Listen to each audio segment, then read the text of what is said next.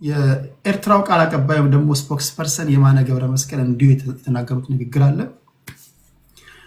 ይሄ የውሸት በሚል ሙሉ ምናልባት ያላያችሁ ካላችሁ ጠቅላይ ሚኒስትሩና ያደረጉትን ንግግርና ፓርቲያቸውን እንደተለመደው የሚኮንን ሀገር ውስጥ የተነሳባቸውን ነገር ለማደባበስ እንዲሁም ደግሞ አቴንሽን ዳይቨርት ለማድረግ እንደተለመደው ያልሆነ ነገር የሰጡበት ነው። ከዚህ ቀደም በነበራቸው ንግግር እንዳላጨበጨቡልን ሁሉ እንዳላወደሱልን ሁሉ በሰሜኑ ጦርነት ገብተን ስናገዛቸው ደጀን ሆኑን እንዳላሉ ሁሉ ዛሬ ደግሞ ተቀይሮ እንደዚህ በውሸት ሲዘልፉን ውለዋል የሚል አይነት ይዘት ያለው ንግግር ተናግረዋል።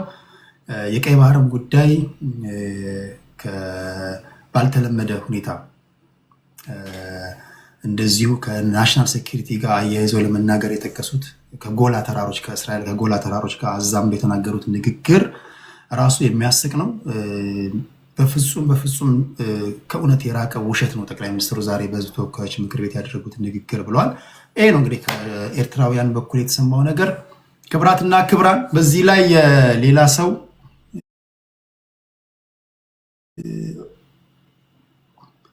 ጽድት ያለ ውይይት ማድረግ እንድንችል እስኪ በቃ ይበቃል። 1 2 3 4 5 ከልብ ነው ማመሰግነው። እዚህ ውስጥ በጣም ማከብራችሁ ሰዎች አላችሁ። አያና ወንጋሪ፣ ትግራዋይ እና ቢሮክራሲ ነው ቢሮክራት ዛሬ ነው ስለኝ የመጣችሁት። ካለ ዛሬ አላየኋችሁም። አስማማው በጣም የምወደው ማከብረው ጋዜጠኛ ነው። ብዙዎቻችሁ ታውቁታላችሁ ብዬ አስባለሁ። በሀገር ቤትም እዚህ ከሀገር ቤትም ውጭ በቪኦኤ ላይ የሚሰራ የተከበረ ትልቅ ጋዜጠኛ ነው። እንኳን ደህና መጣ። አዲስ ለመጣችሁ ሰዎች ለትግራይ እና ለቢሮክራት እስኪ ሙሉ ስም ማግኘት እንድችል፣ ቢሮክራሲ በመከባበር የምናወራበት ቤት ነው። በፍጹም ጨዋነት የምናወራበት ቤት ነው። የተለያዩ ሰዎች ያደምጧቸዋል። አጸያፊ ንግግር እኔና የቴዲ ሐዋሳ ቤተሰቦች አጸያፊ ንግግር ስናይ በአፋጣኝ እርምጃ እንወስዳለን እና እንደዚህ እንዳታደርጉ። ያ እዚህ አይፈቀድም። ኢንተራት መደራረግ የለም። ለሁላችሁም በቂ ደቂቃ ይሰጣል። ሌላው አስማማው እንደነገርኳችሁ አስሜን ሁላችሁም ፎሎ አድርጉት። አስማማው በጣም ጎበዝ ጋዜጠኛ ነው። አስማማውን ማቅ የለም አይደል? ቴዲ ይቅደሙኝ። ነዋንጋሪ አስቸኳይ ስልክ መልሼ መመለስ አለብኝ። እሺ ውይይቶችን ያዘጋጃል።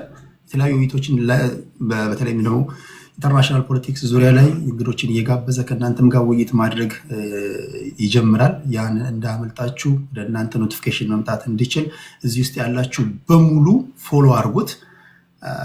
ከአያና ይቅደመኝ ብሏል ዋንጋሪ። ወደ ዋንጋሪ እንሄድና የጠቅላይ ሚኒስትሩን ንግግር እንዴት አየኸው? ከዛ ወደ አስማማው፣ ከዛ ወደ ቢሮክራት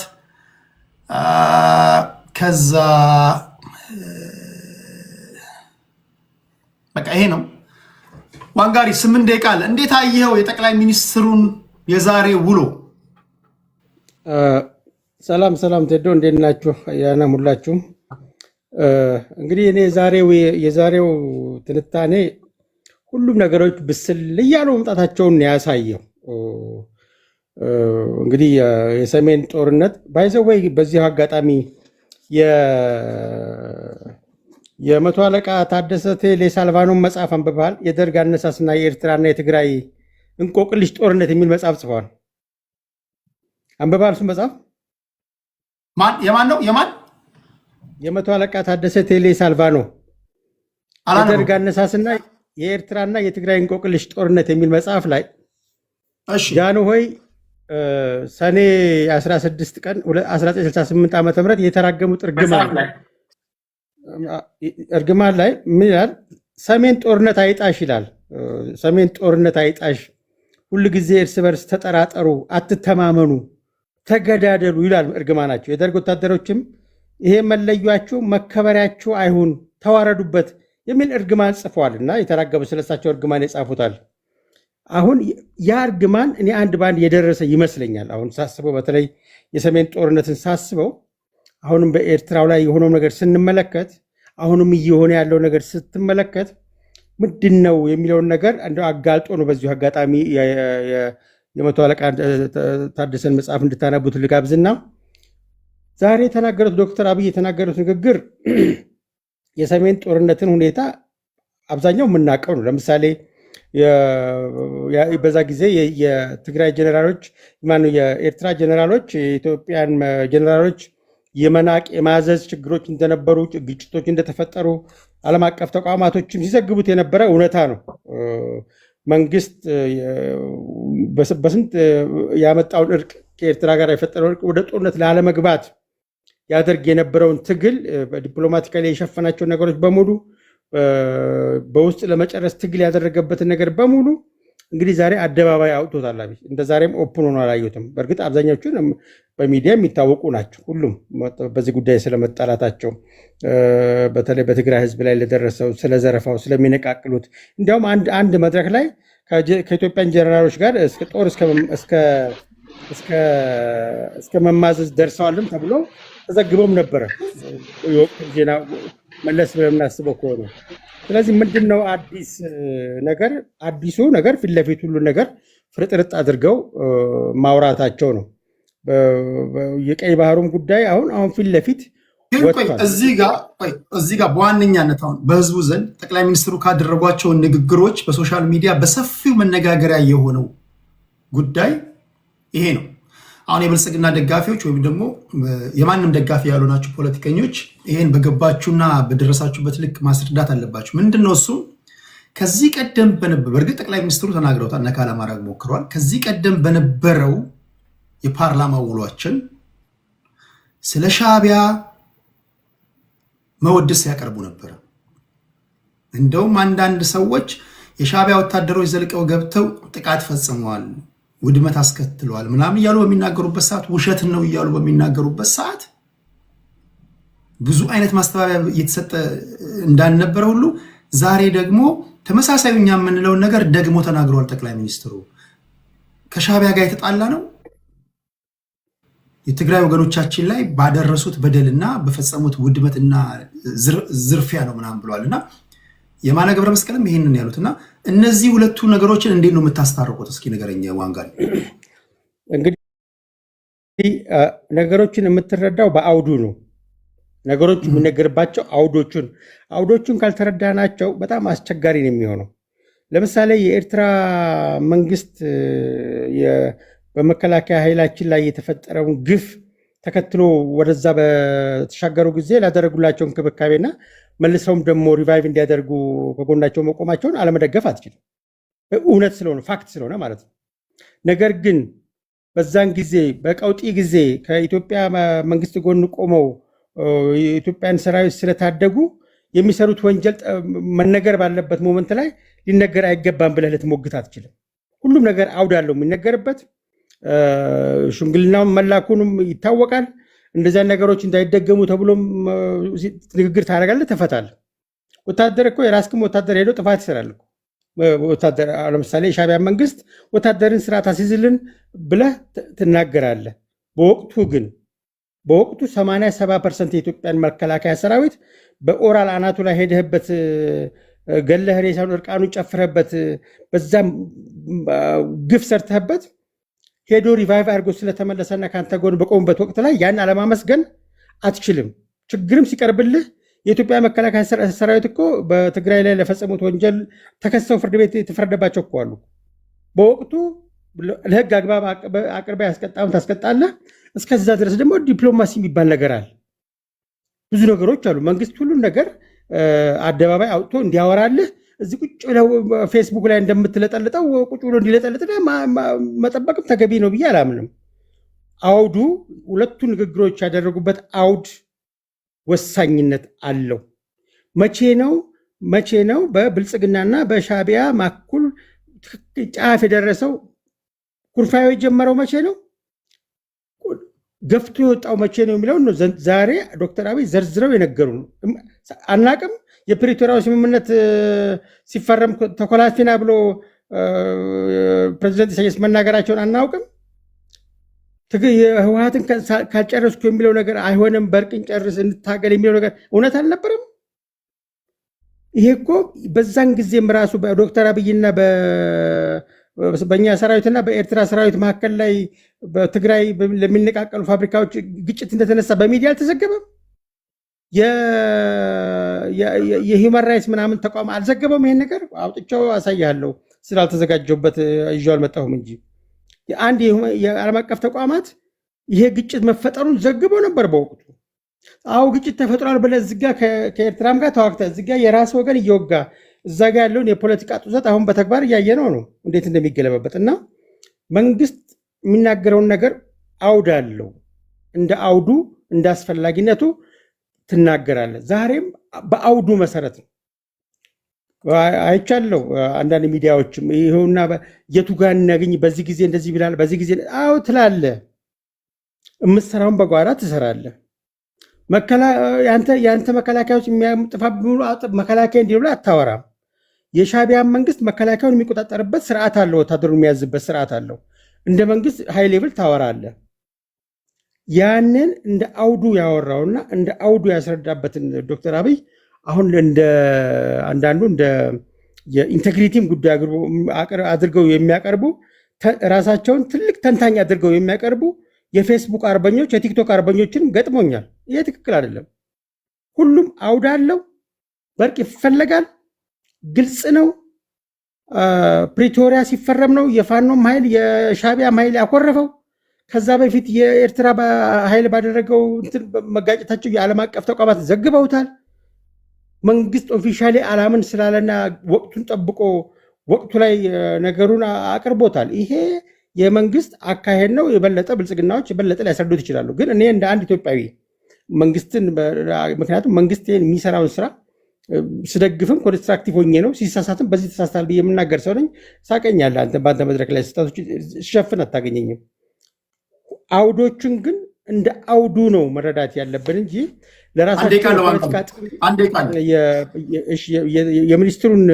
የሚኒስትሩን ንግግር ለራሳቸው የፖለቲካ ጥቅም እንዲያዋጣ አድርገው ዝም ብሎ አብይ ብሎ 8 ዓመት ብሎ ሲወሸክቱ የነበሩ የቲክቶክ ምሁር ነኝ ባይ ዝም ብለህ አገር እንደዚህ አይተነተንም፣ አገር እንደዚህ አይመራም። ሁሉም አውድ አለው፣ ዘይቤ አለው፣ ስርዓት አለው። ሁሉም የምትናገርበት የማትናገርበት አለ። ሁሉም ነገር አውጥታ አደባባይ አታወራም። ከማታወራው የማታወራው ይበልጣል። ውጤቱ ነገንም ታሳቢ አድርገህ ስለምሰራ ማለት ነው። ስለዚህ ትልቅ መንግስታዊ ኃላፊነትን የተቀበለ ሰው በዚህ ሌቭልም ትችት ማቅረቡ ተገቢ ነው ብዬም አላምንም። የኢትዮጵያ ናሽናል ኢንተረስት ጎን በመቆሙም ጭምር ነው እና የሁላ ወቀሳ የሚደርስበት እንደዚያን ነገሮችን አስተያየት ስንሰጥ በትክክል ነገሮችን ከግንዛቤ ብናስገባ የሚለው መልእክት ነው ማሳለፍ ፈለገው። ቴንኪው ድሉ ስለሰጠኝ። ቴንኪው ዋንጋሪያችን። ክብራትና ክብራን አስማማው አየነ ነው ኢቲቪ ካፈራቸው ምርጥ ጋዜጠኞች መካከል አንዱ ወንድማችን እሱ ነው። ቪኦኤ የሚሰራ ጋዜጠኛ ነው። ቪኦኤ ላይ የሚሰራ ጋዜጠኛ ሁላችሁም ታውቁታላችሁ። አስማማው አየነውን እዚህ ቲክቶክ ላይ ስለ ጂኦፖለቲክስ ሰፊ መድረክ ማዘጋጀት ይፈልጋል። የሚያደርጋቸውን የተለያዩ ሳቢዎችን ማስተናገድ ይፈልጋል። አሁን ጋዜጠኞች እየመጡ ነው፣ እውቀት ያላቸው በጣም ስነምግባር ያላቸው የምትወዷቸው። ቤቱን ከፍቶ ፖለቲከኞችን በሚያወያይ ሰዓት ቶሎ ወደ እናንተ ኖቲፊኬሽን መምጣት እንዲችል ፎሎ አድርጉት ሁላችሁም። እንኳን ደህና መጣ። 8 ደቂቃ አለ ወንድሜ። ከዛ በፊት ግን የምትለው ነገር ካለ በልና ወደ ሀሳቡ ትሄዳለህ። አስሜ እሺ ቴዲ፣ በመጀመሪያ በጣም አመሰግናለሁኝ። በጣም ትልቅ ክብር አለኝ ለዚህ ውይይት። በዚህ ውስጥ ለምትሳተፉ ሀሳብ ለምትሰጡት ብቻ ሳይሆን በዚህ ውይይት ውስጥ ሀሳብ ለማግኘት የምትመጡት ለእናንተ ራሱ በጣም ትልቅ ክብር አለኝ። ሀሳብን የበላይ የማድረግ ያክል ትልቅ ነገር የለም በእውነቱ። በተለይ እንደኛ ሀገር ላለው ለእያንዳንዱ ችግራችን መፍትሄ ኃይልን እንደ መፍትሄ የምንወስድ ትንሽ ልምድ ያለን ማህበረሰብ ውስጥ የኔ ትውልድ ሀሳብ እና በሀሳብ ላይ ለማውራት ሲመጣ ስመለከት በጣም ደስ ይለኛል። አንተም አመስገን እፈልጋለሁ። ምክንያቱም ሁላችንም አንተም ጋዜጠኛ ነኝ፣ ጋዜጠኛ ነኝ፣ እረዳዋለሁ ጉዳዩን ሰዎች ሀሳብ እንዲያካፍሉ የማድረግን ጥቅም ስለምትረዳው ነው የምታደርገው ብዬ አስባለሁኝ። ስለዚህ እሱም ማመስገን እፈልጋለሁ። ድሎም ስለሰጠኝ በጣም አመሰግናለሁ። እውነት ለመናገር እኔ ዛሬ መግባት የፈለግኩት የመጀመሪያ ይመስለኛል ቲክቶክ ላይ እንደዚህ ሀሳብ ሰጥ መግባት የፈለግኩት ቅድም አንተ ያነሳውን እኔም ልክ አንተ እያደረክ ያለውን ነገር በሌላው አውድ ደግሞ በተለይ በጂኦፖለቲክስ ውስጥ ብዙም እየታየ ባልሆነው በምስራቅ አፍሪካ ውስጥ እየተለዋወጠ ያለው የጂኦፖለቲካ ሁኔታ ለኢትዮጵያ ብዙ የሚያስጨንቀን አገር ውስጥ ጉዳዮች አሉ። በእርግጥ እነሱ የእኛን ትኩረት ይስባሉ። ነገር ግን ነገ ሌላ መዘዝ ይዞ የሚመጣ የምስራቅ አፍሪካ የጂኦፖለቲካ መለዋወጥ በጣም በእጅጉ እየበረታ መጥቷል። እሱ ላይ እንደዚህ ሁሉ ሀሳብ ግንዛቤ እንዲኖር የሚያስችል ውይይት ለማድረግ ነው። እንግዲህ ቲክቶክን ከፍቼ የመጣው ቲክቶክ በነገራችን ላይ ከከፈትኩኝ 1 ወር አይሞላኝም። በአርብ ምሽት በኢትዮጵያ ሰዓት አቆጣጠር 3 ሰዓት ከ30 ላይ እንግዶች እየጋበዝኩኝ ውይይት እናደርጋለን። የጂኦፖለቲካ ጉዳዩ ያው ዞሮ ዞሮ የሀገሪቱ የውስጥ ችግር ከተፈታ ሌላ ደግሞ የሚሆንብን ጉዳያችን ትኩረት የሚሆን ያኛው መሆኑ ስለማይቀር እሱ ላይ ፍላጎት ያላችሁ አርብ ምሽት 3 ተኩል በኢትዮጵያ ሰዓት አቆጣጠር እንድትሳተፉ ለመጋበዝ ነው አንድ የመጣሁት። ነገር ግን ከገባው ላይ ቀር አንድ ሀሳብ ሰጥቼ ልለፍ። በነገራችን ላይ እኔ ማንም ደጋፊ አይደለሁም። የማንንም የፖለቲካ ሀሳብ ለማራመድ ፍላጎትም የለኝም። እኔ ጋዜጠኛ ነኝ። የተለያዩ ልክ ቴዲ እንደሚታደርገው የተለያዩ ሀሳቦች እንዲንሸራሸሩና እንዲሁ ተቀባይነት ያገኘውን ሀሳብ እንድንቀበለው ማንቀበለውን ሀሳብ ደግሞ በልዩነት ውስጥ ነን እንዲሁ ተስማምተን የምንሄድበት አይነት አውድ እንዲፈጠር ከሚሰሩት መካከል ነኝ። ስለዚህ በእኔ ሀሳብ ውስጥ ምንም አይነት የድጋፍም ሆነ የተቃውሞ አጀንዳ የለኝ የሚለውን ነው እና ማንሳት የፈለኩት አንድ ሀሳብ ብቻ ነው። ይህን ሀሳብ ሰጥቼ ከውይይቱ ላይ ታች ወርጃ አዳምጣለሁኝ። ማንሳት የፈለኩት ቀይ ባህርን በተመለከተ ነው። ቀይ ባህርን በተመለከተ ጠቅላይ ሚኒስትሩ ዛሬ በንግግራቸው ላይ አንስተውታል። በነገራችን ላይ ዛሬ ብቻ ሳይሆን ያለፉት 2 ዓመታትም 3 ዓመት አካባቢ 2 ዓመት ከምናምን አካባቢ የቀይ ባህር ጉዳይ ትልቁ የፓርላማዎቹ ውሎ አንዱ ጥያቄ አካል የእርሳቸውም የምላሽ አካል ይመስለኛል። ቀይ ባህርን በተመለከተ የምንረዳበት መንገድ እኔ በጣም የኢትዮጵያ የብሔራዊ ደህንነት ስጋት ዋና ምንጮች ከሆኑት መካከል አንደኛው የባህር በር አልባነት ጉዳይ መሆኑን ሁላችንም እንረዳዋለን ብዬ አስባለሁ። አንድ ሁነት በጣም የሚገርመኝ ሁነት አለ እኔ የማስታውሰው ቢሮክራሲ ሚዩት አድርግ።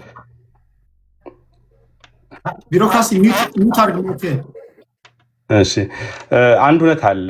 2008 ሐምሌ 2 ወይ 12 ይመስለኛል የአዲስ አበባ ዩኒቨርሲቲ የተማሪዎች ምርቃት የተካሄደ ነበርና ለስራ ዘይጅ ነበር። ምናልባት ካስታወሳችሁት በኢትዮጵያ የዲፕሎማት ታሪክ ረጅም ዓመታትን ማገልገል የቻሉት አምባሳደር ቆንጂት ስነ ጊዮርጊስ የክብር ዶክተሬት የተሰጣቸው ነበረ እና ባልሳሳት የጋናው የቀድሞ ፕሬዚዳንት እንዲሁም አዲስ አበባ ዩኒቨርሲቲ ላይ በ1950ዎቹ የተማሩት የጋና የቀድሞ ፕሬዚዳንትም እርሳቸውም የክብር ዶክተሬት ያገኙ ነበር።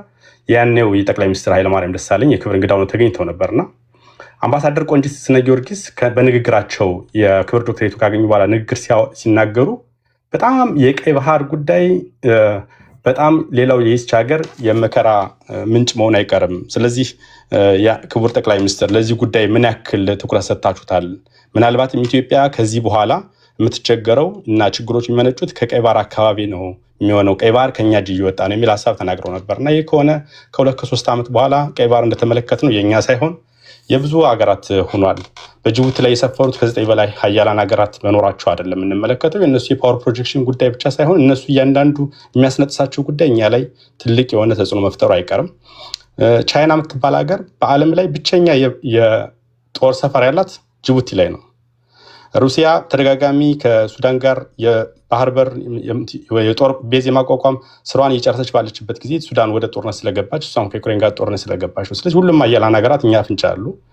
ኢትዮጵያን ከቀይ ባህር የማግለል ስትራቴጂው የአውሮፓውያን የዛኔ የተገበሩት በ1900 በአፄ ምኒልክ ጊዜ የነበሩ ስምምነቶች መሆን ሌሎችን ስንመለከታቸው የሴራ እንደሆነ ይታወቃል። ስለዚህ ኢትዮጵያ የምትባል ሀገር 120 ሚሊዮን ህዝብ ያላት ሀገር ከቀይ ባህር ውስጥ ተገላ የምትኖረው እኔና እናንተ የዚህ ትውልድ አካል ሊሆን ነው። ቀይ ባህር የሚባል ወይም ወደብ የሚባል ማጣታችን ብቻ ሳይሆን የዛን አካባቢ ሳንበላ ማደጋችን ብቻ ሳይሆን አገር ከዛ ተገላ ወጭና ገቢዋን በሌላ አገር ጥቅሙና ፍላጎት መሰረት የሚሄድባት ሀገር ይሁና የእኛን አይመለከተንም፣ ሌላው የሀገር ውስጥ ጉዳይ ብቻ መጀመሪያ ሊፈታልን የሚል አቋም የምንይዝበት ሁኔታ ውስጥ ያለ አይመስለኝም። ሁለቱም ተመጋጋቢ ናቸው። ስለዚህ የቀይ ባህርን ጉዳይ በሚነሳበት ጊዜ እኔ ሁላችንም የሀገርን ጉዳይ ቅድሚያ ብንሰጠው ጥሩ ነው ብዬ አስባለሁ። ልዩነቶቻችን አሉ፣ መፍታት ያለብን ችግሮች አሉ። ከነሱ ጀርባ ግን ቀይ ባህር ላይ የሆነ ያለው ነገር ከኛ ቁጥጥር እየወጣ ነው። አይታችሁ ከሆነ ከቅርብ ጊዜያት ወዲህ የምስራቅ አፍሪካ አካባቢ ሀገራት በሞላ የሀገራት ባለቤትነታቸው የሀገራት መሆን እየቀረ ነው። ከእያንዳንዱ ሀገራት ጀርባ በቅርብ ጊዜ የሌሎች ሀገራት ትመለከታላችሁ። ሶማሊያ ብትሄድ ቱርክ አለ፣ ከኛ ሀገር ጋር በተያያዘ ዩናይትድ አረብ ኤምሬት ትነሳለች፣ ሳውዲ አለች። የግብፅ እጅ እየረዘመ ነው። ከበባው በጣም ጠንካራ ነው። ስለዚህ ዘመናዊ ቅኝ ግዛት ማለት ትችላላችሁ። በተለይ እነዚህ መካከለኛ ሀያላን ይሏቸዋል። እነዚህ በሜትሮ በዚህ በነዳጅ ሀብት የከበሩ የሚባሉ ሀገራት እነሱ መካከለኛ ሀያላን ሆነው ይመጣሉ። እነ ዩናይትድ አረብ ኤምሬት፣ ሳውዲ አረቢያ እና ቱርክ፣ ሌሎችን መመልከት እንችላለን። እነሱ በገንዘብ ከኛ የተሻለ በጣም ብዙ ነገር አላቸው። ስለዚህ የሚፈልጉትን ነገር ማድረግ ይችላሉ ማለት ነው። ስለዚህ በዚህ ሂደት ውስጥ ኢትዮጵያ የምትባል ሀገር የወደብ ባለቤቱና የባህር በር ኑሯት የራሷን ብሔራዊ ደህንነት የማስከበር ኃላፊነት አለባት። ያ ካልሆነ እኛ እንደዚሁ ልናልፍ እንችላለን። ግን ነገ ደግሞ ልጆቻችን ማንኛውም ሀገር የሌላው የትንንሾች ሀገሮች ፍላጎትና መብት አስፈጻሚ መሆናቸው አይቀርም። ስለዚህ የቀይ ባህር ጉዳይ እንደ ሀገር አጀንዳ መያዝ ይገባናል። አንድ ሀሳብ አንድ ጥናት ላይ የተነሳ ጉዳይ ብቻ አንስችል አጠቃል ቀይ ባህርን በተመለከተ እኔ ያነሳውበት ያለበት ምክንያት ቀይ ባህርን በተመለከተ ስንነጋገር እንዲሁ በሌሎች ጉዳዮች ላይ እየተደራደርን ቀይ ባህር ላይ እንዲሁ ቢያንስ በብሔራዊ ጉዳይ የብሔራዊ አጀንዳ አድርገን የምንይዘው አንድ የሚያግባባን ጉዳይ እንዲኖር ስለምፈልግ ነው እሱን ማነሳው እና የተባበሩት መንግስታት ድርጅት ባለፈው ዓመት ይፋ ያደረገው አንድ ጥናት አለ ኮስት ኦፍ ቢንግ ላንድ ሎክድ የሚል በግርድፉ ስንተረጉመው የባህር በር አልባነት የሚያስከፍለው ዋጋ ብለን መውሰድ እንችላለን። በዚህ ጥናት መሰረት አጠቃላይ የባህር በር የሌላቸው በዓለም ላይ ያሉ ሀገራት 590 ሚሊዮን ህዝብ አላቸው። ከዛ ውስጥ 1/4 ገደማ ህዝቡን የያዘች ሀገር ኢትዮጵያ ናት። ኢትዮጵያን የሚያክል 130 ሚሊዮን ህዝብ ይዞ የባህር በር የሆነ ሀገር የለም በዓለም ላይ ብትፈልጉ። አጠቃላይ የዓለም ላይ ባህር በር የሌላቸው ህዝብ ቁጥሮች 590 ሚሊዮን ህዝብ ነው። ከዛ ውስጥ ኢትዮጵያ 130 ሚሊዮን ህዝብ ይዛለች። እነዚህ ሀገራት አጠቃላይ ከኢትዮጵያ 130 ሚሊዮን ህዝብ ቀሪ ቀንሰን ስንመለከተው 300 ምናምን ሚሊዮን ህዝቡን የያዙት 31 ሀገራት ናቸው። ስለዚህ ምን ያክል ኢትዮጵያ የምትባል ሀገር ሊሆን የማይችል ነገር ውስጥ እንደገባች መመልከት ይችላል። በዚህ ጥናት መሰረት እንደዚህ ሀገሮች 18% የውጭ ምርታቸውን ወደ ውጭ የሚልኩት በየዓመቱ ይቀንሳል ይላል። እሱ ኢኮኖሚ ላይ የሚኖረውን ኢምፓክት ታውቁታላችሁ። ከዛ ደግሞ እያንዳንዱ ወደ ውጭ የሚልኩት ምርት እንኳን በ43% ኪሳራ ይደርስባቸዋል። ሁሌም ሩቅ ስለሚሆን የሌላ ሀገር ወደብ ስለሚጠቀሙ ይሄ ዝም ብሎ በግርድፉ ብዙ ጊዜ ጅቡቲ ወደብ ስለሚጠቀም በኢኮኖሚ ስለሚነሳ ነው። ከጤና ጋር ብናያይዘው በጣም ብዙ ዋጋ የሚያስከፍላል። የእናቶች ሞት ጋር ጭምር የሚያያዝበታል እና ምን ያህሉ አንቶኒዮ ጉተሬስ ቅርብ ጊዜ ተካሂዶ ነበር ተመሳሳይ ወደብ አልባ ሀገራትን በተመለከተ ጉባኤና እርሳቸው እባካችሁ ለወደብ አልባ ሀገራት ሁላችንም ልናስብ ይገባል፣ መፍትሄውን ቶሎ እናመጣላችሁ ይገባል የሚል ልመና ያለበት ኮንፈረንስ ላይ ንግግር አድርገው ነበርና እሱ ማለት በቃ ዓለም ያውቀዋል። ስለዚህ የባህር በር ጉዳይን የማግኘት ጉዳይ የሀገር የህልውና ጉዳይ ነው። ኤርትራም ሆነ ኤርትራን በተመለከተ በነገራችን ላይ እኔ በስራ አጋጣሚ ብዙ ነገሮች አውቃለሁ። ዲቴል በኢትዮጵያ ፖለቲካ ጉዳይ ላይ ዲቴል ማውራት ስለማልፈልግ ነው። ግን ኤርትራን በተመለከተ ኤርትራ የያዘችውን የኦንሾር የሚባለውን የምንድን ነው የሚባለው የውቅያኖስ ጫፍ ሰፊ እርዝመቱን እዩት። ከመቶ ማይልስ ቁጥሩን እርግጠኛ ስላልሆንኩ በጣም በሰፊ ነው። ከዛ ውስጥ ኢትዮጵያ የምትጠይቀው ትንሿን ኤሪያ ነው። ሌሎች ሀገራት ተመልክቷቸው ከኢትዮጵያ ዙሪያ ያሉትን በሙሉ ሁሉም የባህር በራቸውን መጥተው የጦር ቤዛቸውን ሁሉም ያቋቁማሉ። ሁሉም ሀገራት ሲጠይቁ እሺ ይባላሉ። ዞን ሀገር እሺ የማትባል ኢትዮጵያ ናት። አጠገባቸው ያለች ሀገር ሁሉም በጥርጣሬ አይና እምቢ ይላል። ነገር ግን ከፈለጉ እነ ጃፓን ከሩቅ ምስራቅ ይመጣሉ፣ እንደ አሜሪካ ከዚህኛው ይመጣሉ። ሁሉም ሀገራት ግን ፈቃደኛ ይደረጋሉ። ስለዚህ ከሌሎች ልዩነቶቻችን ጋር ከሌሎች ካሉብን ችግሮች ጋር በእነሱ ላይ ያሉን ልዩነቶች እነሱ በሚፈቱበት ጉዳይ ላይ ያሉ ልዩነቶቻችን እንዳሉ ሆነው እንዲው እንደዚህ ሀገራዊ አጀንዳ በሆነ ጉዳይ ላይ ግን እንዲው ተመሳሳይ ብንሆን ጥሩ ነው የሚል ሀሳብ ለማንሳት ነው። በጣም አመሰግናለሁ ቴዲ ለሰጠኝ እድል። ሁላችሁንም በጣም አመሰግናለሁ ለምትሰጡት ሀሳብ ለመስማት ዝግጁ ነኝ። ቴንክ ዩ አስሜ። ሁላችሁም ዛሬ የመጀመሪያው ነው ቲክቶክ ላይ ለዛ ነው በስፋት ያደመጥ ነው። ሁላችሁም ፎሎ አድርጉትና አርብ እንደነገራችሁ በጂኦፖለቲክስ ዙሪያ ላይ በቀጠናችን አካባቢ ላይ በሚደረጉ ጉዳዮች ላይ ውይይት ያካሂዳል። እዛ ሄዳችሁ የሚደረጉ ውይይቶችን እንድታደምጡ ይሁን። አስሜ ኢቲቪ ቪኦኤ ስም ያለው ጋዜጠኛ፣ በጣም ዝነኛ ጋዜጠኛ፣ የምንወደው የምናከብረው ወዳጃችን ነው። እንዲሁም ደግሞ ሌሎች ጋዜጠኞችም እዚህ ቲክቶኩን መቆጣጠር ሶሻል ሚዲያውን መያዝ አለባችሁ። ይሄ የኛ የመጫወቻ ሜዳ ነው። ማዋየት አለባችሁ። እናንተ ገብታችሁ ካላዋያችሁ ታዲያ ነገ ከነገ ወዲያ ኮምፕሌን ማላይ ነው የምታቀርቡት። አንዳንዱ ሱፍና ከረባት አስሮ ኮምፕሌን ያደርጋል። እኛ እዚህ እየተሰደብን ምን እያልን ነው? እዚህ ስንት ነገር ያቀናል እና መታችሁ እዚህ የውይይት መድረክ መክፈት አለባችሁ። ቴዲ ሰኞ ባይኖር ማክሰኞ እናንተ ሮብ ሌላው ምናምን አማራጮች መስፋት አለባቸው። በዛ መንገድ ነው ሰላማዊ ውይይት ሊዳብር የሚችለው አይደል? እናንተ ቤት ተቀምጣችሁ ሶሻል ሚዲያ ምናምን ስድብ ምናምን ካላችሁ ታዲያ ማን ያስተካክል? ጋዜጠኝነት ተምረ ምንድነው የምትሰራው? በቤትሽ ምንድነው የምትሰሪው? መጣሽ እዚህ ጋር ነው ተግባራዊ ማድረግ ያለብሽ ለማለት ያህል ነው። ኦኬ ክብራትና ክብራን፣ ይሄን ካልኩኝ በኋላ ሁለት ጸጉረ ልውጦች ወይም ደግሞ ሶስት አይነት ጸጉረ ልውጥ ማለት እንግዶች ማለት ነው። ጥቁር ጉንዳን ይባላል እና መጥተዋል። አሰላለፋቸውን እንጠይቅና ወደ ሌሎቻችሁ ይሄዳል። ወደ 8 ደቂቃ ነው መሰጣችሁ። ኤሪ ከኤርትራ ወይስ ከየት ነው? ከኤርትራ ነኝ እኔ። ቴዲ ሾው ነኝ አለው። ለእግዚአብሔር ይመስገን ድምጽህ ያስታውቃል በጨዋነት የምታወራ ሰው እንደሆንክ። ጆን በፍጹም በጨዋነት አወራ እንዴ? ደቡብን ህዝብ የማይሰደብ ስድብ ቅርብ ጊዜ የሰደበ ሰው ነው። እሱን አይተህ መፍረድ አይሻልም? አስነዋሪ ሰው ነው። ትሰማዋለህ። እዚህማ ተላለቅና እዚህ ሌላ ቦታ ኦኬ፣ እዚህ ግን ተጫረስና። እሺ ጆን ጤና ይስጥልኝ። አብሮ ይስጥልን ቴዲ። እሺ ቲፒኤልኤፍ ሻዕቢያ ብልጽግና አስተላለፈ ለማወቅ ያለው ቲፒኤልኤፍ እሺ ቢሮክራሲ አለ። ኦኬ ቢሮክራሲን እንሰማዋለን። አዳዲስ ለመጣችሁ ሰዎች ለመግባትም ሪኩዌስት እየላካችሁ ላላችሁ ሰዎች በብዙ ነገር እኔ ትዕግስተኛ ልጅ ነኝ። ጋጠ ወጥነት ግን አልታገስም። አይገርም፣ ፎቢያ አለብኝ፣ እታመማለሁ። በተለይ እዚህ እኔን አክብረው የሚመጡ ሰዎች አሉ፣ ፖለቲከኞች አሉ። ከምንም ነገር በላይ ደግሞ አድማጭ ተመልካቾቻችን አሉ። ፖለቲካ ለመስማት ይመጣሉ። በፍጹም ጨዋነት የምናወራበት ነው። አዳዲስ ለመጣችሁ ሰዎች ሪኩዌስት ለምትልኩ ሰዎች አጸያፊ ንግግር ዚሮ ቶለራንስ። ማናችሁም እንድትሰደቡ እንድትዘለፉ አልፈልግም። ከኔ ጆሮ ያመለጠ ስድብ እንኳን ካለ ማስቆም ትችላላችሁ። አንሚት አድርጋችሁ የቴዲ አጸያፊ ንግግር ነው አስቆምልን ማለት ትችላላችሁ።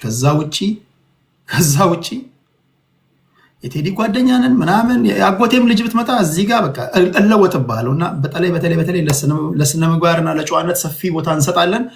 አብረን ይሄን በጋራ የገነባነው ፕላትፎርም ነው። እንዳይደፈርስብን ሁላችንም የራሳችንን ጥረት ማድረግ አለብን። አብረን ለነበራችሁ እስከዛሬ ድረስ አብራችሁ ለነበራችሁ በሙሉ ልባዊ ምስጋናዬን አቀርባለሁ። ቴንኪው እና ያና እና አዲስ ታይምስ ሁላችሁንም እዚህ ውስጥ አብረው ከነበሩ መካከል እነ ዋንጋሪ አሁን በቅርብ ጊዜ ከኛ ጋር ጆይን ያደረጉ በህዝብ ዘንድ ከፍተኛ ተቀባይነትና እውቅናን እያገኘ ያለ ወንድማችን ነው። ሁላችሁንም ከልብ አመሰግናለሁ። ታፕ አድርጉ፣ ኮፒ ሊንክ ሼር አድርጉ። ሰላማዊ ውይይት ይዳብራል፣ ይሰለጥናል፣ ጋጥ ወጥነት ይዘግጣል። እንደዛ ነው መፈክራችን። ከዋንጋሪ ቀጥለው ወደ ኢያሱ እንሄዳለን። ኢያሱ የዛሬውን የጠቅላይ ሚኒስትር አብይ አህመድ ቅድም መለስ ዜናዊ ብያለሁ፣ በስተት ነው። የጠቅላይ ሚኒስትር አብይ አህመድን የዛሬው ውሎ እንዴት አየኸው? አርማን ሳየው የፋኖ ደጋፊ እንደሆንክ ጽሁፉ ይነግረኛል። እና 8 ደቂቃ አለው ወንድሜ፣ ይሰማል?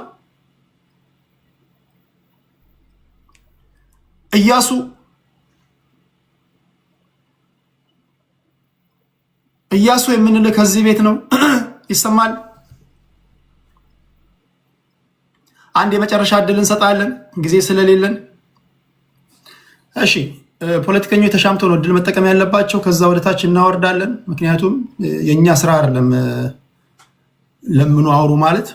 ቶሎ ሰዓቱ ሳይሄድባችሁ ማውራት ያለባችሁ እናንተ ናቸው። እሺ ሚኒሊክ ፋኖ አለ ወንድሜ አለው። እሺ ሚኒሊካችን 8 ደቂቃ አለ። ምን ታዘብክ? እንዴት አየው? ኦኬ አመሰግናለሁ። I was actually reviewing አንዳንድ ስፒቹን ደግሜ እየሰማሁት ነበረ። ያው እንደተለመደው አብይ አህመድ ከሳምንታት በፊት ተጽፎ የተሰጡትን ጥያቄዎች በፓርላማ እንደ አዲስ እንደተጠየቁ አስመስለው በሚያሳዩት የፓርላማ ድራማው ላይ በድንፋታ በእብሪት በጥጋብና በውሸት አጅቦ ከአብይ አህመድ ጎን የቆሙ ከዚህ በፊት መለስ ዜናዊ እዛው እንደ ስፖት ነበር የሚጠይቁት። ኖ ይሄ የፓርላማው ድራማ ነው። ለአብይ አህመድ ዩኒክ የሆነ ነገር አይደለም። ይሄ የፓርላማ አሰራር ነው። እሺ አዎ ይሄ የላክ ኦፍ ዲሞክራሲም ያሳያል። የተወሰኑ ፖይንቶች ተጠይቀው በጽሁፍ ሌሎች ጥያቄዎችን በፊት ለፊት መጠየቅ ሊኖርባቸው ይገባል። ግን ይሄንን አይፈቅዱም እነሱ፣ ምክንያቱም ለውሸቶቻቸው በደንብ ተዘጋጅተው መምጣት ስለሚፈልጉ ማለት ነው። ኦን ስፓት እንደዛ ሳይሆን አንዳንድ ነገሮች ላይ ለምሳሌ ትክክለኛ አካሄድ ነው። እሱ ላይ ጥያቄ የለብኝም። ሰዓትን ፖዝ አድርጌዋለሁ። ከ15 ቀን በፊት ቁጥሮች አሉ፣ ማገላበጥ አለብህ፣ ማንበብ አለብህ። ፓርላማ ውስጥ የተለያዩ አይነት ጥያቄዎች በአንዴ ይመልሱላል እና ወይ ጠቅላይ ሚኒስትሩ ወይ እዛ ምላሽ ለመስጠት የሚመጣው ሰው ማሽን አይደለም፣ ማገላበጥ አለብህ እና ከዛ አኳያ ነው እና ይሄ ክፋት ያለው አይመስለኝም። መለስ ዜናዊ የሚጠቀሙታል፣ ሌላም ሀገር ያለ ነው። ጥያቄ ማስገባት አለብህ። ጋዜጣዊ መግለጫ ግን ሲሆን እንደ ስፖርት እዛው ይጠይቋል፣ እዛው ትመልሳለህ። አብይ አህመድ ከጋዜጠኛ ፊት ለፊት ቁጭ ብሎ ኢንተርቪው የመደረግ ፈቃደኝነትንም አሳይቶ አያውቅም፣ ተደርጎም አያውቅም። ምክንያቱም ያው ኢቨን በራሱ ካድሬ ጋዜጠኞች እንኳን መጠየቅ አይፈልግም። ግን ያው ካሳየው እብሪት ድንፋታ ውስጥ ብዙ የሚነበቡ ነገሮች አሉ። አንደኛ አጣብቂኝ ውስጥ እንደገባ ያስታውቃል። እስፔሻሊ ኢኮኖሚውን በተመለከተ ያለብንን የዩሮ ቦንድ ብድር ዲሴምበር ላይ መከፈል የነበረበት ይሄ ኩፖን ፔመንት 33 ሚሊዮን አካባቢ መክፈል አቅቷቸው ዲፎልት ውስጥ ገብተው የዩሮ ቦንድ ባለቤቶቹ ማለት ነው አብዛኛውን ፐርሰንቴጅ የሚይዙት ኢትዮጵያ ላይ ክስ አቅርበው በብሪቲሽ ኮርት ገንዘባቸውን አስገድደው ለማስከፈል ሂደት ጀምረዋል ወይንም ሂደት እንደሚያደርጉ ተናግረዋል። ይሄ የሚያሳየው ያው ኢትዮጵያ እሱ እንደዚህ መጥቶ እንደሚደሰኩረው እድገትና ብልጽግና ፋንታሲ ላይ ሳይሆን ያለችው አንደኛ ኢንተርናል ሲቪል ዋር እየተካሄደ ነው። ሁለተኛ ደግሞ ኢኮኖሚውና የኢትዮጵያ የብር የመግዛት አቅም ከመሾቁ የተነሳ ብድራችንን አልከፍል ብለን በክስ ተገዶ እንዲከፍል ሊደረግ ባለበት ሂደት ላይ ነው መጥቶ ኢኮኖሚው እንዴት እያደገ እንደሆነ ስለ ኢንዱስትሪ ፓርክ ስለ አይቲ ምናምን የሚቃዣው።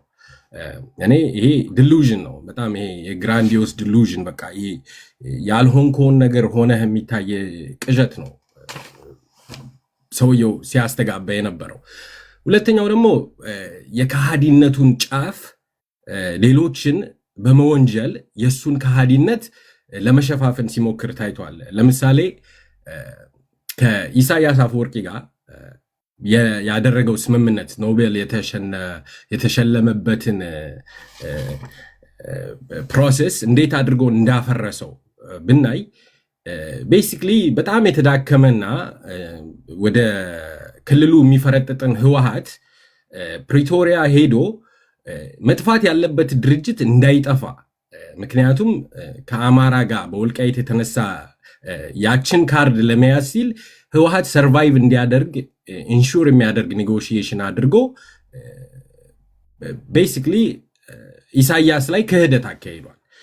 ሁለተኛ ደግሞ የከሃዲነቱን ጫፍ የሚያሳየው ምንድነው? ቅድም አንድ ወንድማችን በሰዓቱ መናገር መሸፋፈን ያለበት ነገር ይሸፋፈናል፣ ከዛ ጊዜው ሲሆን ትናገራለህ አለ። ይሄ ምንም አይነት የፖለቲካ ሂደት የለም እንደዛ የሚል ምንም አይነት ሲስተም የለም እንደዛ የሚል።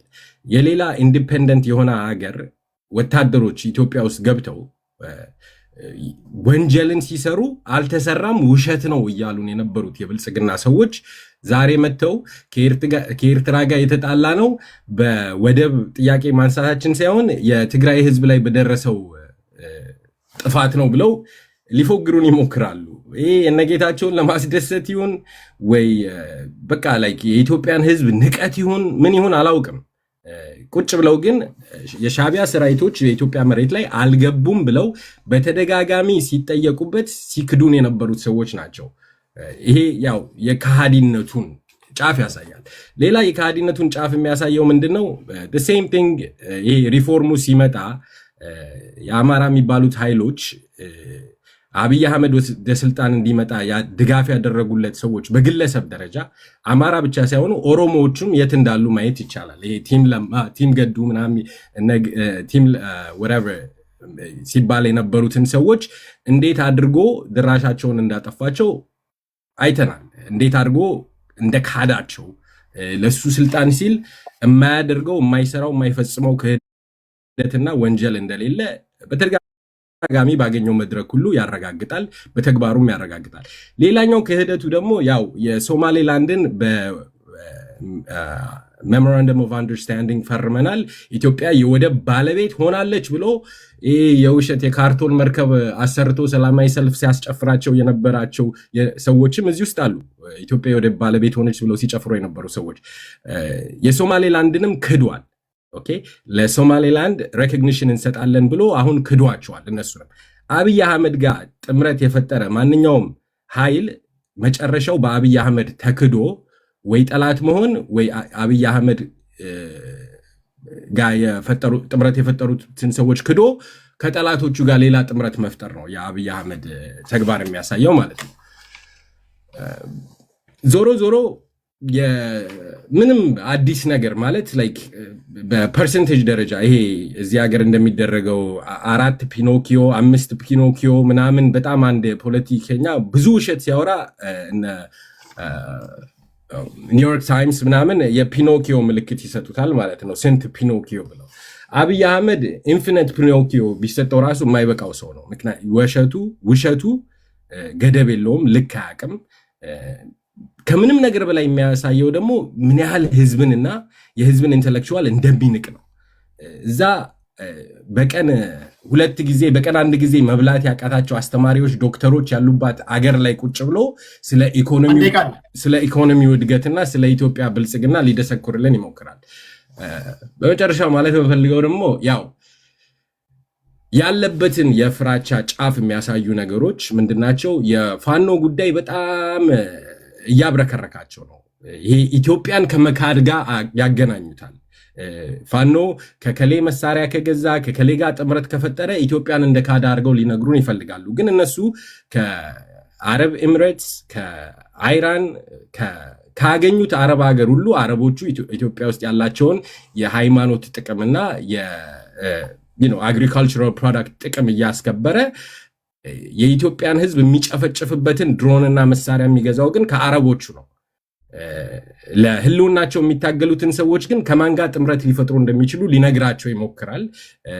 ሊነግረን ይሞክራል። አብይ አህመድ ከዩኤኢም ሆነ ከማንኛውም የአረብ ሀገር ከኤዥያም በገዛቸው መሳሪያዎች አንድንም የውጭ ጠላት ተዋግቶበት አያውቅም።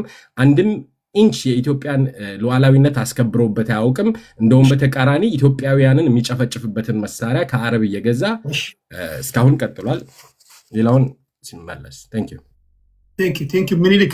እዚህ ላላችሁ በሙሉ እዚህም ላላችሁ በሁሉም ፕላትፎርም ላይ ለምታደምጡ ይህን ውይይት ቴዲ ሐዋሳ የቴሌግራም ቻናል ላይ ስልኮቻችሁን አውጡና እንደባለፈው በጠይቅ አስቀምጬላችኋለሁ። በዛውም ቤተሰብ ሁኑ። ቤተሰብ ያልሆናችሁ ላይቭ ስንገባና የዕለቱን የመወያ አጀንዳዎች መጽፍበት ሀገራችን እንደሰነበተች የሚለውን እና ልዩ ልዩ መረጃዎች የምናሰፍርበት ነው። የኔም መገኛ እዛ ነው። በቴሌግራም ላይ አንድ ያስቀምጥኩላችሁ ጥያቄ አለ። እስካሁን 3 ሰዎች መልሷል ገና ከመጻፌ።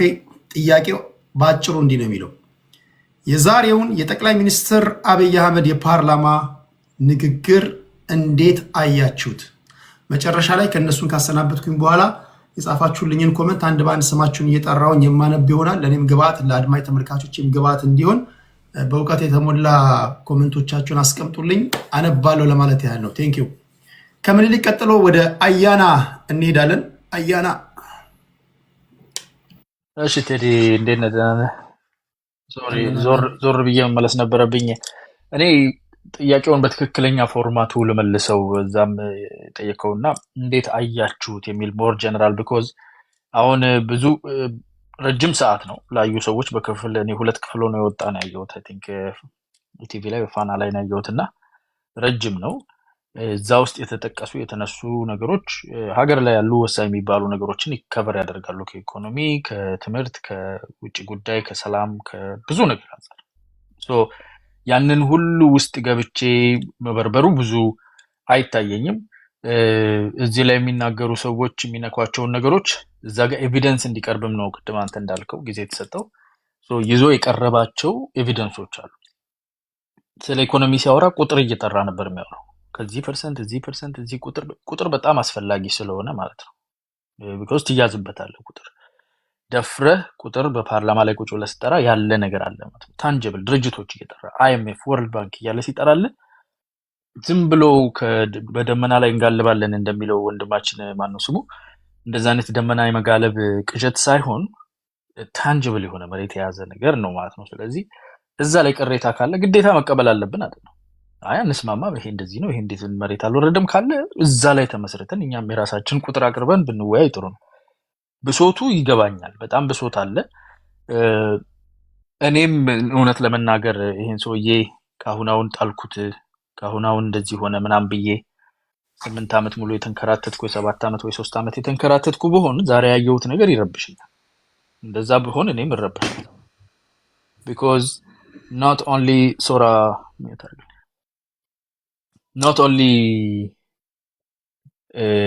የሚያቀርባቸው ነገሮች እሱን ጥሩ አስመስለው፣ ፓርላማውን ጥሩ አስመስለው፣ መንግስቱን ጥሩ አስመስለው ማሳየት ብቻ ሳይሆን የሚነገረው ቁጥር በቢሊየንስ የሚጠራው ነገር እየተሰራ ያለው ነገር እነኚህ ነገሮች ማሳየት ብቻ ሳይሆን እሱ ላይ የምታነበው ኤክዙብረንስ ይሄ ምንድነው ቡሊየንስ የሚሉት አለ ላይክ ፉሊ አፍሎት ሆኖ ነበር ያየሁትና እሱን ማየት ለአንድ በአጭር ጓንዴ የእሱን ቤተ መንግስት ወስዳለሁ ብሎ በህልሙ ደመና ለሚጋልብ ሰው በረባሽ ነገር ነው። ይሄ በጣም ያውካል። የታወቁ ሰዎች እናያለን። ዘንቦ ከነደመናው እንዳይፈጠፈጡ መፍራት ነው እንጂ ይሄ እኔም ባይ ይረበሻል። ሶ እንደዛ አይነት ኮንፊደንስ የሚታይበት ሙሉ የሆነ ነገር የወፍ ጫጫታ ናቸው ያለው ነገር እኔ እንደውም ቅር አለኝ። ትንሽ ገፍቶ ሄዶባቸዋል ብዬ የማስበው በክረምት በመብረቅ ሳንደነግጥ አርሰን ጠዋት ከመስከረም ላይ የእናንተ chirping of the birds ይለዋል የነሱን መሬት አንቀጥቃጭ ነው ብሎ የሚያስቡትን ነገር ቸርፕ ነው የምታደርጉት ጪው ጪው ጪው ትላላችሁና እንደ ሙዚቃ አዳምጠናችሁ ተመስገን ጌታዬ ነጋ ሌሊቱ ጸደይ ብለን እንደዛ እንዳንል ካላሰብን በስተቀር በፍጹም ኮንሲደር ሊደረግ የሚችላል። እኔም ብዙ ጊዜ ሚዲያ ላይ የምናገረው ነገር ነው። በፊት ኖዋር ከሚለውም ነገር ጋር አሁንም የምናገረው ይሄንን ነው። ሊያደርግ የሚችለው እዚህም እዛም ጦር መሳሪያ ይዤ የሚለው በቂጣ በአምባሻ በዳቦም ሆነ በማንኛውም የጭፖትሌ ወይም ደግሞ እንደዚህ አይነት ነገር በፒታ ሌቭል ያለ የስንዴ ምርት ሊጎዳ የሚችለው ሊያጠፋ ሊቀየር የሚችለው የማህበረሰብን ኑሮ ማዛባት ነው። ባለበት ኦሮሚያ ውስጥ ያለውም አማራ ክልል ላይ ያለውም ትግራይ ውስጥ የትም ያለ እዛው ያለበትን አካባቢ ስሙን ጠርቶ ምሎ ተገዝቶ ያንተነኝ ያለውን ህዝብ ማደህየት፣ ከአካል ማጉደል፣ መግደል፣ መድፈር፣ ማሰቃየት፣ ማህይም ማድረግ እንዳይማር መከልከል። ይሄን ማድረግ ይችላል። ይሄን እንዳያደርግ መንግስት በተቻለው መጠን ኢንተርፊር ቢያደርግ ፈጣሪም ቢረዳን ህዝብም ቢሞክር ጥሩ ነው። ለዛ እንደማያንሱ እናውቃለን፣ አሳይተዋል። ከዛ የዘለለ ግን ኢምፓክት የላቸውም። ፖለቲካል ኢምፓክታቸው የሆነ የሚያመጡት ነገር እንደሌለ ያውቃሉ። መንግስትም እንደዛ ነው። አሁን እንግዲህ አፋፍመን አጧጡዘን በሚሉት ሰዓት ላይ እንደዚህ ወጥቶ ግልጥ ያለ ነገር ሲናገር ትንሽ ሊከፋቸው ይችላል። ጥሩነቱ ግን አሁን የተከፈተው በር ደግሞ እንደ ድሮ ዝም ብሎ ሳይሆን ጠንካራ የሆኑ ሰዎች እየመጡ እየገቡ ያለውን የክደት መስመር አሁን እዚህ በፋኖ ስም ራሱ መጥተው ውስጣችን የተቀላቀሉ የጎረቤት ሀገር ሰዎች አሉ። የሌላ ሀገር ኢንትረስት ይዘው እኛ መካከል የሚቀመጡ ሰዎች ሊኖሩ ይችላሉ። እንደዛ ልንገምት እንጂ አናውቅምና በምን እንደምንለያቸው እንቸገራለን። ቢኮዝ አንድ ድሽቃ ከሰጠኸው እምዬን ውሰዳት የሚል እንከፍነት የፖለቲካ እንከፍነት እየታየብን ስለሆነ ማለት ነው። እና እሱ ብዙ ፐርሚዬሽን ብዙ አይነት አካል እኛ ውስጥ እንዲሰገሰግ ፈቅዷል። ግን እኔ አንድ መጨረሻ ላይ ላሰምርበት ዛሬ ከሰማሁት ንግግር ከፓርላማው ብሎ የተመቸኝም ደስ ያለኝም ነገር የቤት ቀለምና የምሰሶ ነገር በጣም ወሳኝ እንደሆነ እረዳለሁ። ከመሰረታችን እንድንፈርስ የሚፈልጉ አካላትን ይሄ ሀገር መበተን አለበት፣ ይሄ ሀገር መድከም አለበት የሚሉ አካላትንና እዚህ ሀገር ውስጥ ዲሞክራሲ መኖር አለበት፣ ምርጫ እንደዚህ መሆን አለበት፣ ብሔር ብሔረሰቦች መከበር አለባቸው፣ ሁሉም የሀገሩ መብት መከበር አለበት የሚሉ አካላትን እኩላን ነኝ።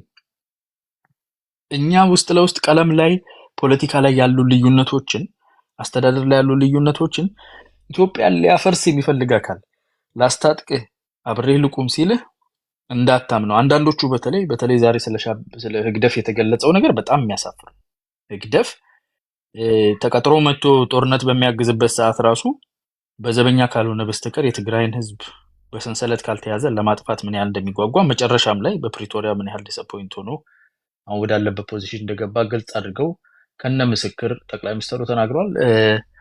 ትንሽ የብልጽግና ደጋፊዎችና የጠቅላይ ሚኒስትሩ ደጋፊዎች በጣም የተጋነነ ስሜት ውስጥ እንደማይገቡ ተስፋ እናደርጋለን።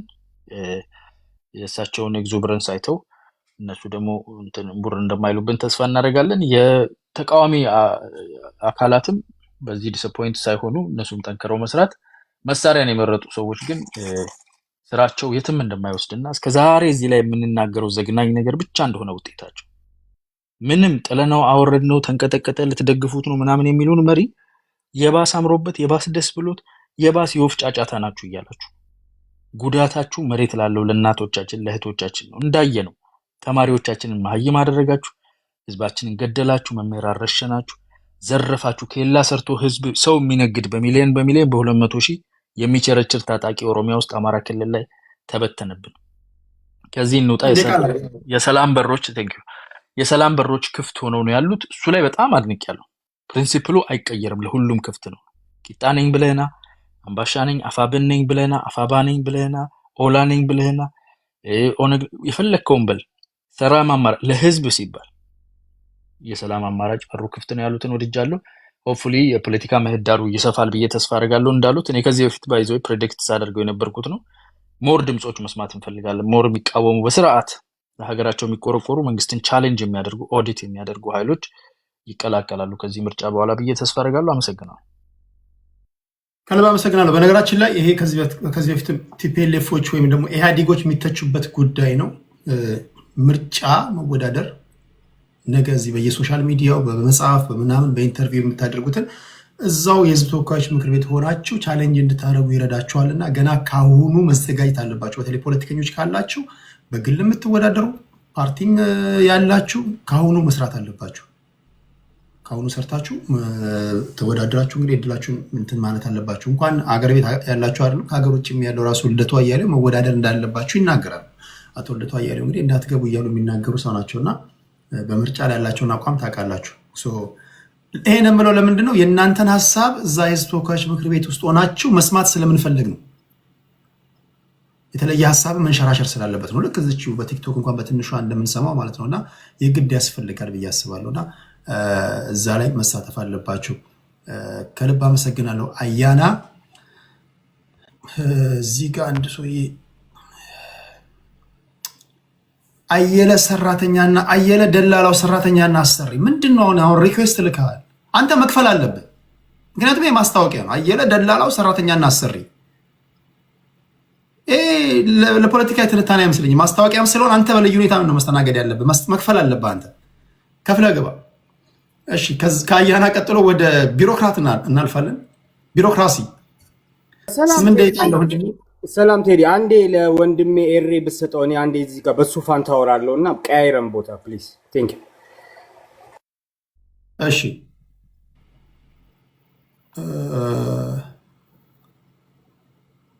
ስለዚህ ኤሪን አያና አሁን ያለበት ቦታ ተመችተዋል ወይስ እንዴት ነው? ኦኬ፣ ና ችግር የለውም። መስኮት ግን ክፍት ነው። በዚህ በኩል ብርድ እየገባ ነው። የቀለድኩ ነው። ችግር የለውም። እንደዚህ ላድርግና ኤሪን እዛ ጋር ወደ ላይ ላድርገው። እሺ ኤሪ በቢሮክራት ቦታ ትሆናለህ። ኤሪ 8 ደቂቃ አለ ወንድሜ። እኔ እንኳን 8 ደቂቃም ላይ በቃኝ ይችላል። ምናልባት አንዳንድ ሀሳቦች በመሀል ከተነሱ ስለሱ ማውራት እችላለሁ እንጂ የኔ አይ ቲንክ እኔ ኤርትራዊ ነኝ። ከዚህ በፊት 1-2-3 8 ደቂቃ አይበቃኝም ነው ያልከው? ይበቃኛል፣ በጣም ይበዛብኛል። ምክንያቱ በፓርላማ ውስጥ ለኤርትራ የተነሳው አንድ ጥያቄ ነው መሰለኝ። ስለሱ ብቻ ነው ማውራት የምፈልገው። ግን ከዛ በፊት የምለው ነገር አለ። ቅድም የገባው ሰውዬ የጋዜጠኛ ነው የተባለው ማለት ነው። የየትኛውንም የፖለቲካ ደጋፊ አይደለውም ብሎ ለቀይ ባህር ግን ለማስመለስ ሁላችንም በአንድ ላይ መቆም አለብን ብሎ የተናገረው ነገር አስቆኛልና ብዙ ብዙ ጊዜ ከየትኛውን ፖለቲካ ደጋፊ አይደለሁም ብለህ ስታወራ የሞራል እልና አለኝ ለማለት ነው። ቀይ ባህርና ሲነሳ ግን ሀገሩ ነው። ለምሳሌ አሁን የትኛውም ሀሳባቸው አይቆረቁረኝም። በሀገሬ ጉዳይ ላይ ግን ተምቾንባለሁ፣ ተቀይርባለሁ። ምንድን ነው መሰለህ ቴዲ፣ ይሄ የሀገር ጉዳይ ነው። የሀገር ጉዳይ የቪኦኤ ጋዜጠኛ ነው፣ የቲቪ ጋዜጠኛ ነው። የሀገር ጉዳይ ቆይ የሀገር ጉዳይ ቢሆንም የፋሚሊ ጉዳይ ቢሆንም የሞራል ልዕልና ግን ኢታስቱ ቢ ኮንስታንት አይደል? እንዳለ መቆየት መቻል አለበት። ኦኬ ሶ ውጊያን የምታደቅም ከሆነ እንደዛ ነው ማለት ነው። ማስመሰል የለብህም ለማለት ነው። እንደዛ የለም። አንተ ለእኛ ፌርነስ ትተነትናለህ። ለምሳሌ ኢትዮጵያውያን እውነት አላቸው ብለህ አንድም ጋዜጠኛ ከእናንተ ወገን የሆነ አስመራ ምድር ተቀምጦ ወይም ከሀገር ውጭ ሆኖ አይ ኢትዮጵያውያን ቁጥራቸው 130 ሚሊዮን ነው፣ ኢኮኖሚያቸው እያደገ ነው፣ ህዝብ ቁጥሩ እየጨመረ ነው፣ እነዚህ ሰዎች የባህር በር ያስፈልጋቸዋል፣ ጥያቄያቸው እውነት አለው ብለህ ለእኛ ፌርነስ ተንትነህ ታውቃለህ?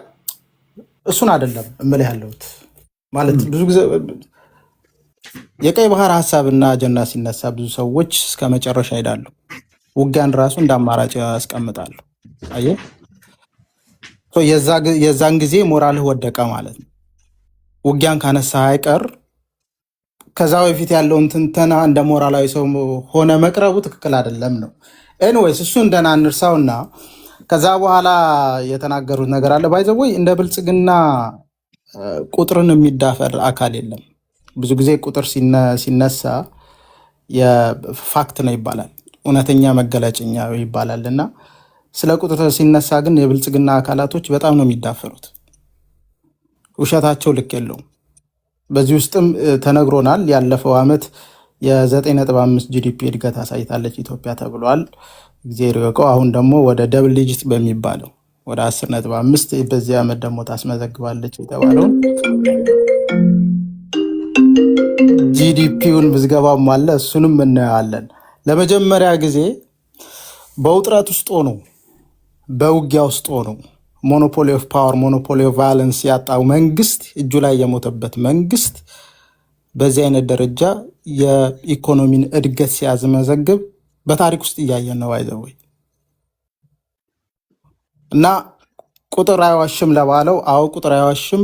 ያንተ መንግስት ግን እንደ ቁጥር የሚዳፈረው አካል የለም። አይዘወይ አያና በዚህ እንትን ውስጥ ይህንን ለማለት ፈልጋለሁ።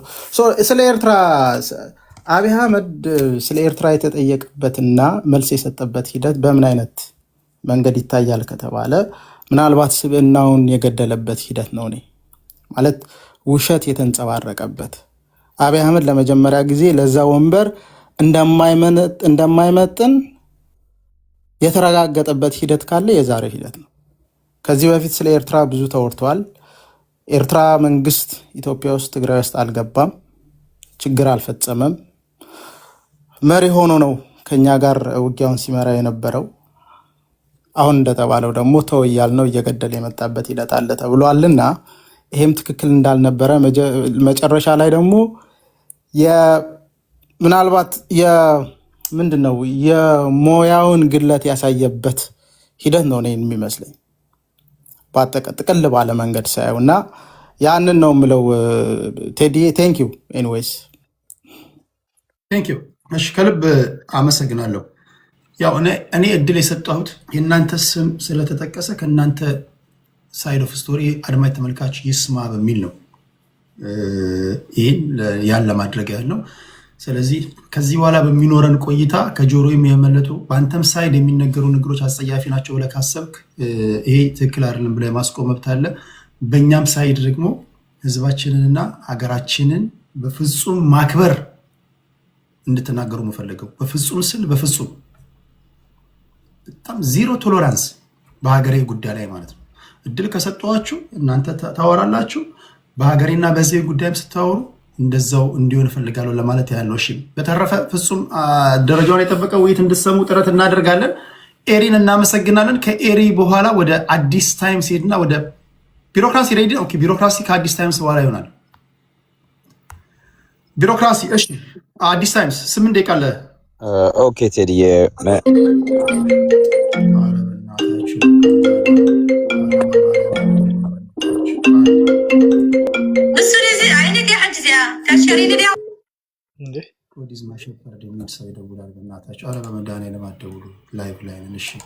ይቅርታ አዲስ ታይምስ ቀጥል።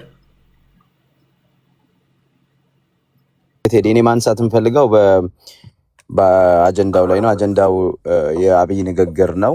የአብይ ንግግር ላይ ለምሳሌ እኔ የክህደት ጥግን ያየሁበት ነው። አብይ ሁሉ ጊዜ የሚታወቀው በክህደት ነው። ሆነስሊ ለምሳሌ የኢትዮጵያን ሕዝብ የአባይ ግድብ 12 ቢሊዮን ብር ብቻ ነው ያወጣው። ኢምንት ነው ያወጣው፣ ምንም አላወጣም። የኔ ነው ብላችሁ አታስቡ፣ የአባይ ግድብ እናንተ አልሰራችሁትም ብሎ ሲናገር ነበር። ዛሬ ደግሞ የኢትዮጵያ ሕዝብ ነው የሰራው ብሎ በፓርላማ ላሰማ፣ እንዲሁም ላሰማ። ቆይ ቪዲዮ ነው፣ ቪዲዮ ማለት በጣም የሚገርም ነው። ቆይ ቆይ በጣም የሚገርም ነው። እና አብይ ሁሉ ጊዜም እንደዚህ በቃ ኮንትሮቨርሲ የሆነ የተናገረውን ገልብጦ የሚናገር ሰው ነው። ምንድነው የኤርትራ መንግስት ባይኖር ኖሮ እኛ ሀገር መሆን አንችልም ነበረ። እድሜ ለኤርትራ መንግስት፣ ኢትዮጵያ ሰስቴን አደረገች፣ የኢትዮጵያ ሉዓላዊነት ተከበረ ነው ያለን አይደለም። እድሜ ለኤርትራ መንግስት። የኤርትራ መንግስት በፓርላማ ነው ያመሰገነው። የኤርትራ መንግስት ባይኖር ኖሮ ኢትዮጵያ ፈርሳ ነበር ነው ያለው። ይሄን ያለ ሰውዬ የኤርትራ መንግስት እግር ለእግር እየተከታተረ ፋብሪካ ሲያቃጥል ነበር ብሎ ደግሞ እዛው ፓርላማ ላይ ተናገረ። አሁን አብይ አህመድን የሚከተል ሰውና የሚሰማ ሰው በመጀመሪያ ደረጃ በቃ ወይም ሰው አይደለም ወይንም በሽተኛ ነው፣ አይምሮ አይሰራም፣ ወይንም ደግሞ ሌላ ነገር ካለ ሌላ ነገር ሰጧል። የአብይ ንግግር ተከትሎ አብይ ዛሬ እንደዚህ ያለ ብሎ በደንብ ያን ነገር እንደ ቁም ነገር የሚያይ ሰው እኔ የጤንነት ችግር ያለበት ሰው ነው ወይም በቃ እንደ አብይ አይነት ሰው ነው ራሱ። በቃ እንደዛ ነው። እግዚአብሔር ያሳየ ቴዲ። ኤርትራ ባትኖር ኖሮ ኢትዮጵያ ሰስቴን አታደርግም። ኢትዮጵያ ምንድነው ፈርሳ ነበር ብሎ የኤርትራ መንግስት በዓለም ፊት ለፊት ያመሰገነ ሰውዬ ከኤርትራ ጋር ጸብ ውስጥ የገባ ነው። የትግራይን ክልሎችና ፋብሪካዎች እያቃጠሉ እየዘረፉ ስለሄዱ ነው አለ። አልገቡም እኮ አላደረጉም። የኤርትራውያኖች ገብተው ሴት አልደፈሩም፣ ሰው አልተገደለም ብሎም የተከራከረ መንግስት ነው እዛው ፓርላማ ውስጥ። እና ዛሬ ጸብ ውስጥ ሲሆኑ ደግሞ መጥቶ ነው የተጣላንበት ምክንያት እንዲያውም ወገኖቻችንን ስለጎዱ ነው የሚለው። በዚህ ይሄንን የሚያምን ሰው ካለ እኔ ለነሱ ተዋለሁ። ይሄንን ግን እውነቱ እሱ አይደለም። አብይ አህመድ የኤርትራ ህዝብ ተጎዳ፣ የትግራይ ህዝብ ተጎዳ አልተጎዳ ሂ ዶንት ጊቭ አ ዳም። አብይ አህመድ የኢትዮጵያ ህዝብ ተጎዳ አልተጎዳ ሂ ዶንት ጊቭ አ ዳም። አብይ አህመድ ለኢትዮጵያ ህዝብ አስቦ አያውቅም። አብይ አህመድ የአዲስ አበባ ህዝብ ዛሬ ቤቱ ቢፈርስ ባይፈርስ ራቁቱን ቢቀር ባይቀር የሚያስብ ሰው አይደለም። አብይ አህመድ እያለ ከ500 ሺህ በላይ አማሮች ተፈናቅለው ከወለጋ ዛሬም ከ8 ዓመት በላይ ደብረ ብርሃን መጠለያ ውስጥ ቁጭ ብለዋል። አንድ ቀን ጎብኝታቸው አያውቅም። አንድ ቀን እንዲቋቋሙ አድርጓቸው አያውቅም። አብይ ለህዝብ አስቦ አያውቅም። ይሄ አብይና አድሚኒስትሬሽኑ በአጠቃላይ። ስለዚህ ለትግራይ ህዝብ እንዴ ሴቶች ተደፈሩ ሲባል እኮ እንደውም እነሱ ተደፈሩ በወንዶች ነው፣ እኛ በሳንጃን የተደፈርነው እኮ ነው ያለው እዚሁ ጦርነት ላይ። ስለዚህ አብይ የትግራይ ኢንፍራስትራክቸር ወድሞ ሻቢያዎች ዘርፈው በዛ ምክንያት ነው የተጣላ ነው የሚለው ያንን የሚቀበል ሰው ካለ እኔ በጣም ይገርመኛል። እንዴ ምንድነው? እኔ እኮ አንዳንዴ እኮ ስድብ ለኢትዮጵያ ህዝብ ስድብ ነው፣ ባይዘው ለኢትዮጵያ ስድብ ነው። የኤርትራን መንግስት ራስ ለምን አስገብተ ስልጣንህን ለማስከበር ባይዘው ራሱ እኮ ብቻውን ተዋግቶ ከተሸነፈም ወያኔ ወደ 4 ኪሎ መምጣት ይችል ነበር። ከዛ ወያኔ ኢትዮጵያዊ ነው፣ ምን ችግር አለው? ይምጣ፣ ወይ ኦነግ ይምጣ፣ ወይ ፋኖ ሌላ ሰው ይምጣ። የሌላ ሀገር መንግስት አስገብተ እኔ ወያኔን ባልደግፍም ማለት ነው፣ ገብቷል። የሌላ ሀገር መንግስት አስገብተ ያንን ያደረከው ደግሞ ለኢትዮጵያ ብቻ ሳይሆን ለኢትዮጵያ ብለህ ሳይሆን ለራስ ስልጣን ለማስጠበቅ ብለን ኤርትራን ይዘህ የመጣኸው አብይም ብሏል። ኤርትራ ባይኖር ኖሮ እኛም ሰስቴን አናደርግም ነበር ብሏል። ትክክል ነው። ኤርትራ ባያግዘው ኖሮ ወያኔን ማሸነፍ አይችልም ነበር።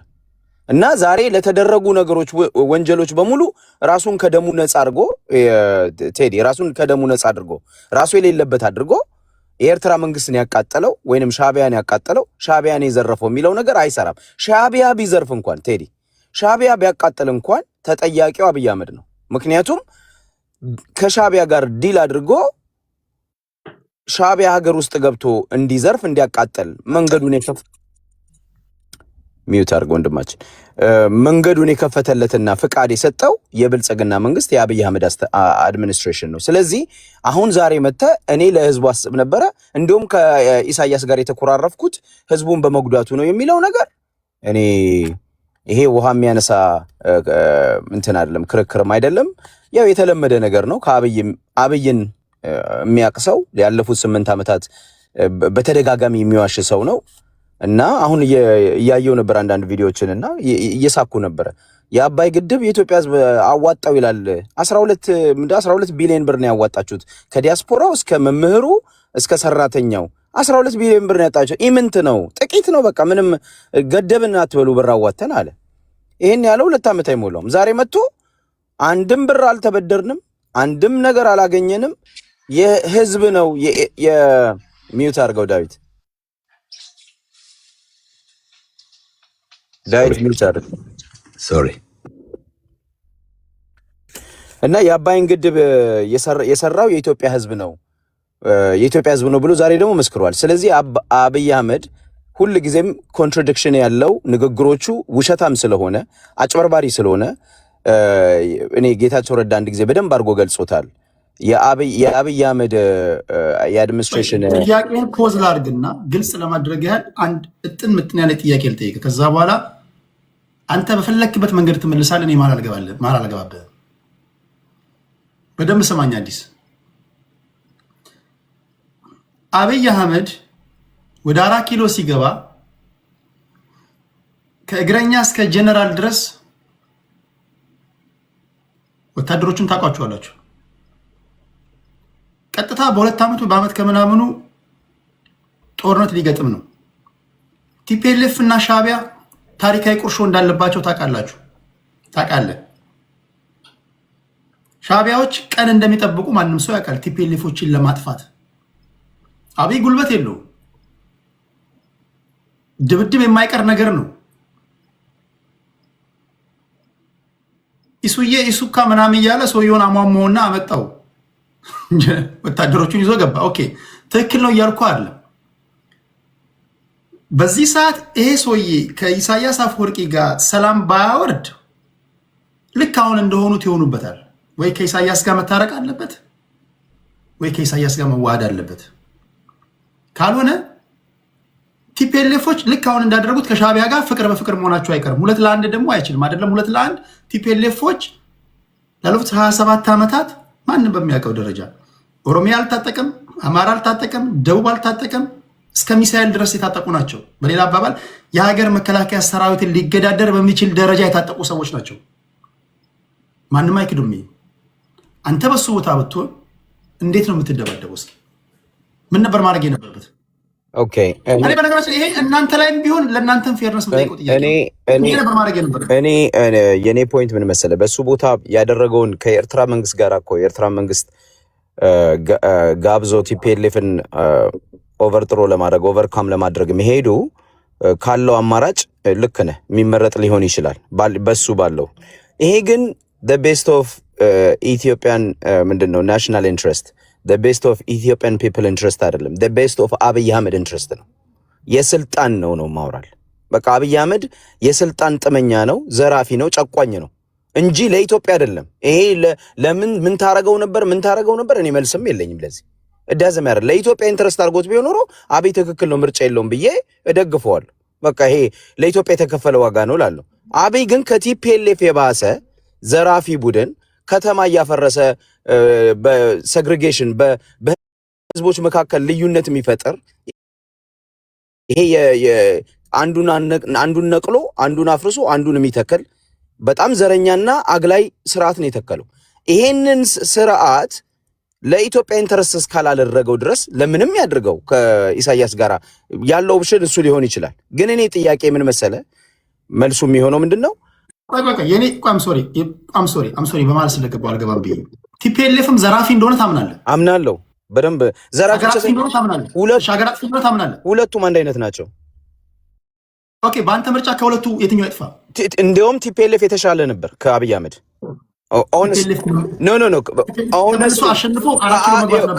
ከአብይ አህመድ አድሚኒስትሬሽን ኦነስትሊ እናወዳደር ከተባለ ከአብይ አድሚኒስትሬሽን በቲፒኤልኤፍ ጊዜ አትሊስት ጭቆናም አለ፣ የቡድን የበላይነትም አለ። ልክ እንዳልከው ሚሊተሪውንም ለብቻ ተቆጣጥረዋል። ለምሳሌ ሰላም ነበር በቲፒኤልኤፍ ጊዜ። አንድ ሰው ከአዲስ አበባ ተነስቶ ወለጋ ለመሄድ ምንም አይሰጋም። አንድ ሰው ከአዲስ አበባ ተነስቶ አማራ ለመሄድ አይሰጋም። አንድ ሰው አይሄድም እንትን አይልም ነበር። በተወሰነ መጠን ደግሞ ፌርነስም ነበር። በተወሰነ መጠን ያ ጭቆና የለም እያልኩ አይደለም።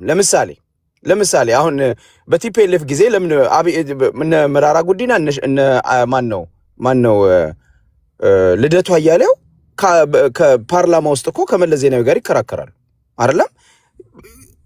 ምንድነው እናይ ነበር እኮ እነ ማናቸው የሞቱት የኦሮሞ ሰውዬ ማናቸው ስሙ ቡልቻ ሚደቅሳ እነ መለስ ዜናዊን ሲያፋጥጡ እናይ ነበር። አብይ አህመድ ዲስኩር ይሄ መሀይም ዲያስፖራ ምንድነው ፓርላማውን ሰብስቦ የራሱን ካድሬዎች ሰብስቦ አስጨብጭቦ የሚጠይቀው የለም፣ የሚያፋጠው የለም፣ ተለዋጭ አይዲያ የለም፣ ተለዋጭ ሐሳብ የለም። የሚፈልገውን ህዝብ ላይ ተፍቶ ቴሌቪዥን ዘግቶ የሚሄድ ብቻውን ለራሱ ክብር ሰጥቶ የሚሄድ ሰው ነው። አንድም ቀን ከጋዜጠኛ ጋር ቻሌንጅ አድርጎ አያውቅም። መለስ ዜናዊ አትሊስት ቢቢሲ ጋር ታየዋለህ። መለስ ዜናዊ ከአልጀዚራ ጋር ቁጭ ብሎ ሲፋጠጥ ታየዋለህ። አትሊስት ፖለቲካ የሚመስል ነገር እንኳን ይሰራሉ። አትሊስት ይሄ ሰውዬ የት ነው የሚሄደው? የኢትዮጵያ ቴሌቪዥን ይሄዳል፣ የሚፈልገውን ተፍቶ ይሄዳል። ፓርላማ ይመጣል፣ ኢትዮጵያ ህዝብ ላይ ተዘባብቶ ይሄዳል። ይሄንን ስርዓት ነው ካልከኝ እኔ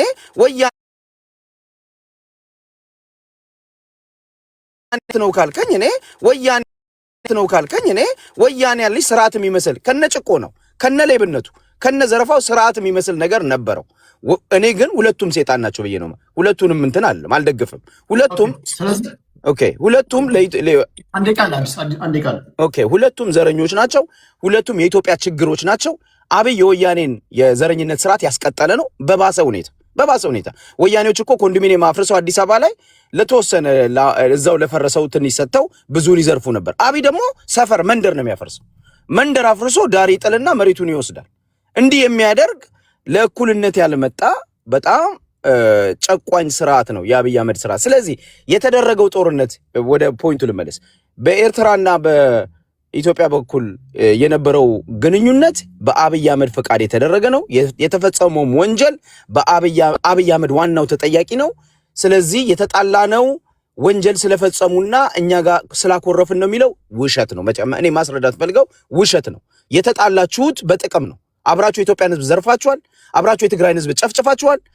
አብይ አህመድ እያለ እኮ አጣዬ ከአዲስ አበባ 140 ኪሎ ሜትር የማይሆነው አጣዬ 11 ጊዜ ነዷል። ትንሽዬ ከተማ፣ የአማራ ከተማ። አብይ ለምንድን ነው ሄዶ ያላስቆመው? ካደ አብይ ለምንድን ነው ለህዝቡ ያላሰበው? ማን ነው ያነደደው?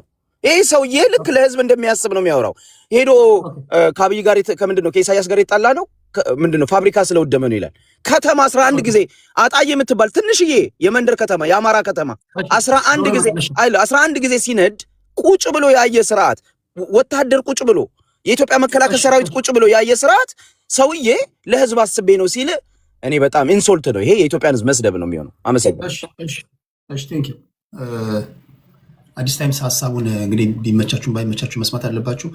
ደግሞ የሚመልሱለት ሰዎች ደግሞ ይኖራሉ፣ እሱም ደግሞ የሚመልስላቸው ሰዎች ይኖራል። እንደዛ ነው የምንቀጥለው። ዘመን ጤና ይስጥልኝ። የሻዕቢያ ደጋፊ ነህ አይደል? ባልሳሳት። ጤና ይስጥልኝ ቴዲ። ይሰማል? ትሰማለህ? 8 ደቂቃ አለ ወንድሜ።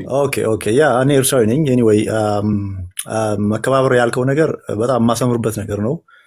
ሀሳብ ምንም ሀሳብ አይከፋም። በኢንትረስት ጉዳይ ኦፍኮርስ በሀገር ጉዳይ ማለመደራደር አንድና ሁለት የለውም። በተቻለ መጠን ያንን ርቀን ለማክበር እሞክራለሁኝ። ግን አደ ሴም ታይም ያንን ነገር አንተ ላይ መሆን የማይፈልገውን ሌላው ላይ አለማድረግ ደግሞ አንድ ወሳኝ ነገር ነው። ዛሬ የተነሳው ነገር አለ እና ዶክተር ሲመጣ የደገፍንበት መንገድ አሁን ሳስበው በጣም ይገርመኛል ራሴ። ሌቨል ኦፍ ሂፖክሪሲ እዛ ደረጃ ድረስ ይደርሳል ብዬ እዚህ ደረጃ ይደርሳል ብዬ አስቤ አላቅም። እና አንዳንዴ ኢትዮጵያ ውስጥ በጣም የሚያሳዝነው ነገር ይቅርታ አድርግልኝ፣ ኮመን ሰንስ የሚባል ነገር ሁሉ እየጠፋ ነው። ላይክ ኮመን ሰንስ ነው። አንድ ነገር እንዲህ ሊሆን ይችላል ላይሆን አይችልም የሚባለውን ነገር ሁሉ እኔ እንጃ በምን አይነት ደረጃ እንደምታየው አላቅም። ግን ወደ ጉዳዩ ሲሄድ ዛሬ በሚገርም ሁኔታ እስከ ዛሬ የነበረው ነገር በጣም አሰልቺ፣ በጣም ኢሪቴት የሚያደርግ ነገር ነው ሲናገር የነበረው። ዛሬ ግን በገዛ እጁን በእጁ እንደቆረጠ ነው ማየው። እኔ ለምን መሰለህ የጸቡ መነሻ ይሄ ነው ብሎ እንግዲህ ብዙ ጊዜ ተዘርዝሯል፣ ተነግሯል። በጣም የሚገርም ነው። አሁን የትግራይን ህዝብ እንግዲህ ለትግራይ ህዝብ ዋጋ የከፈሉ ሰዎች አሉ። እዛው ህዝባችን ነው ብለው መሪዎቹ እኛ ነን ብለው ግንባራቸውን ለጥይት የሰጡ ሰዎች ሁሉ አሉ።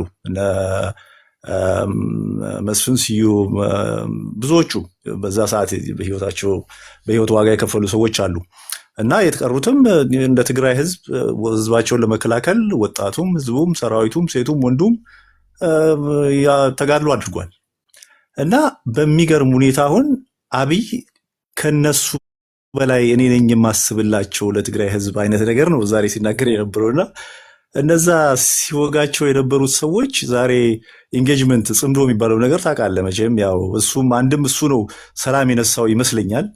እና እንደዛ እንዲያደረጉ አዲግራት ነቃቅለው ሄዱ፣ ሽሬ ሰው ገደሉ፣ አክሱም እንዲያደረጉ ትግራይን ህዝብ ሲል የነበረው ሰው በአይናቸው በአካል ሲሳተፉበት የነበሩ ሰዎች ግን አሁን ከኤርትራ መንግስት ጋር ያለውን ነገር ታውቃለህ። ህዝቡ ራሱ ያለውን አመለካከት እያየነው ነው። እና በምን እንዴት ቢያየው ነው የኢትዮጵያን ህዝብ እንዴት ቢንቀው ነው እኔ ዛሬ ፓርላማ መጥቶ የተጣላ ነው በዚህ ጉዳይ ነው። እና ከዚህ ከእኔ በፊት የነበረው ልጅ የተናገረው ነገር ሜክስ ሴንስ። አንድ መንግስት ሲቋቋም የመንግስት ራሱ ፕሪንሲፕሉ መቋቋሚያው ሲጀመር የመንግስትነት ተፈጥሮ ይሄ ልማት እድገት ምናምን ብልጽግና የሚባለው ነገር እየየም ሲዳላ ነው። እሱ በሁለተኛ በሶስተኛ ደረጃ የሚታይ ነገር ነው። መንግስት የሚቋቋሙ መጀመሪያ የህዝቡንና የሀገሩን ሰላም ለመጠበቅ ነው። ያን የመጀመሪያው የመንግስት ስራ ህዝብ ተስማምቶ መንግስት ሲያቆም በቃ ደህንነቱ እንዲጠብቅለት ነው። ከዛ በኋላ ነው መብራትም ውሃም መንገድም ማስገባትም ተበድሮ አምጥቶ መቼም ለህዝቤ ይሰራለሁ ካለ ከዛ በኋላ ነው ሌላው ነገር የሚሆነው። በአሁኑ ሰዓት ግን ታምናለ ኢትዮጵያ ውስጥ ምን አይነት ሁኔታ እንዳለ እንግዲህ ያያችሁ ነው ሁላችሁም። እና የኤርትራ መንግስት ከመጀመሪያውም ሲመጣ እንዳልከው ሁለቱም ምናልባት ቀን ሊጠብቅለት ይችላል። ከወያኔ ጋር ያለው ቁርሾ ይታወቃል። እና እንደ መንግስት አገሩን እንዲያረጋጋ ነው ያ ሁሉ እኛም እንደ ህዝብ መስዋዕትነት የከፈልለት እና በዓለም ፊት ያመሰገነን አንድም የማይገባንን ነገር አለ የሚገባንን ግን መስገናን የሰጠን እና አገሩን አረጋጋ ተብሎ ነው መንግስትነቱ እንዲደለድል ህዝቡን እንዲያረጋጋ አገሩን ሰላም እንዲጠብቅ ከዛ በኋላ ደግሞ በኢንጌጅመንት አብረን እንድንሰራ እንድናድግ ተብሎ ነው ያ ሁሉ ነገር የተደረገው መስዋዕትነት የተከፈለው። ይሄ ሰው ግን ሁሉም ሰው እንደሚያውቀው ለሀገር ለኢትዮጵያ አስቦ ለኢትዮጵያ ህዝብ አስቦ ሳይሆን መጀመሪያ ስልጣኑን ነው ስልጣኑና ስልጣኑ ብቻ ነበር የሚያስጨንቀው። ልክ ስልጣኑን ሲያረጋጋ እውነት ካለው እኮ ህወሓት ጠላቴ ነው ካለ በዛን ሰዓት እስከ መጨረሻው ድረስ መሄድ ነበረበት። እኛ የከፈልነውን መስዋዕትነት ዋጋ እሱም ፕሪቶሪያ ምናምን ለአይኤምኤፍ ለሌላው ሳይጨነቅ አላማዬ ነው ብሎ እስከ መጨረሻው እስከ ጥግ ድረስ ሄዶ ያን ነገር ከጫፍ ማድረስ ነበረበት። ግን አላደረገም። ፕሪቶሪያ ሄደ። ኦኬ ዳስ ጉድ። ከዛ በኋላ ምንድን የሆነው እያየነው ነው። እና ዛሬ ተገልብጦ መጥቶ ሌቨል ኦፍ ሂፖክሪሲው ነው ማያሳየት የፈለግኩት እኔ የማስመሰል ጥጉን ነው የምነግርህ። እና ራሱ እጁን በእጁ እንደቆረጠ ነው ማስበው እኔ በእርግጠኝነት። ዛሬ የኢትዮጵያ ህዝብ መቼም ያህል ህሊና አለው አእምሮ አለው ይህን ያህል ደንቆሮ ነው ብሎ ካላሰበ በስተቀር እንግዲህ ውጤቱን ቀስ ብለን እናየዋለን። ግን እንደ መንግስት ነው የምልህ፣ እንደ መንግስት የመንግስት የመጀመሪያ ስራው አገርና ህዝብ ማረጋጋት፣ ሰላምን ማስጠበቅ፣ የህዝቡን ሰላም ማስጠበቅ ነው። ኤርትራ ውስጥ በአንጻሩ ተመልከት። ሰው ከአሰብ ጫፍ እስከ ቃሩራ ከተሰነይ እስከ ኦም ሀጀር ብትሄድ ኮሽ የሚል ነገር አታይም። ኮሽ የሚል ነገር አሰማም። እና አሁን ተገልብጦ አገሬን ሊያጠፉ ነው፣ አገሬን ሊያፈርሱ ነው፣ እንዲህ ሊያደርጉ ነው፣ ፋኖን ረዱ፣ ከሌን ረዱ። ምን ማለት ነው ይሄ? ማለት እንዴት ነው ዛ ሜክ ሴንስ እንደው ስታስቦ ነው የምልህ።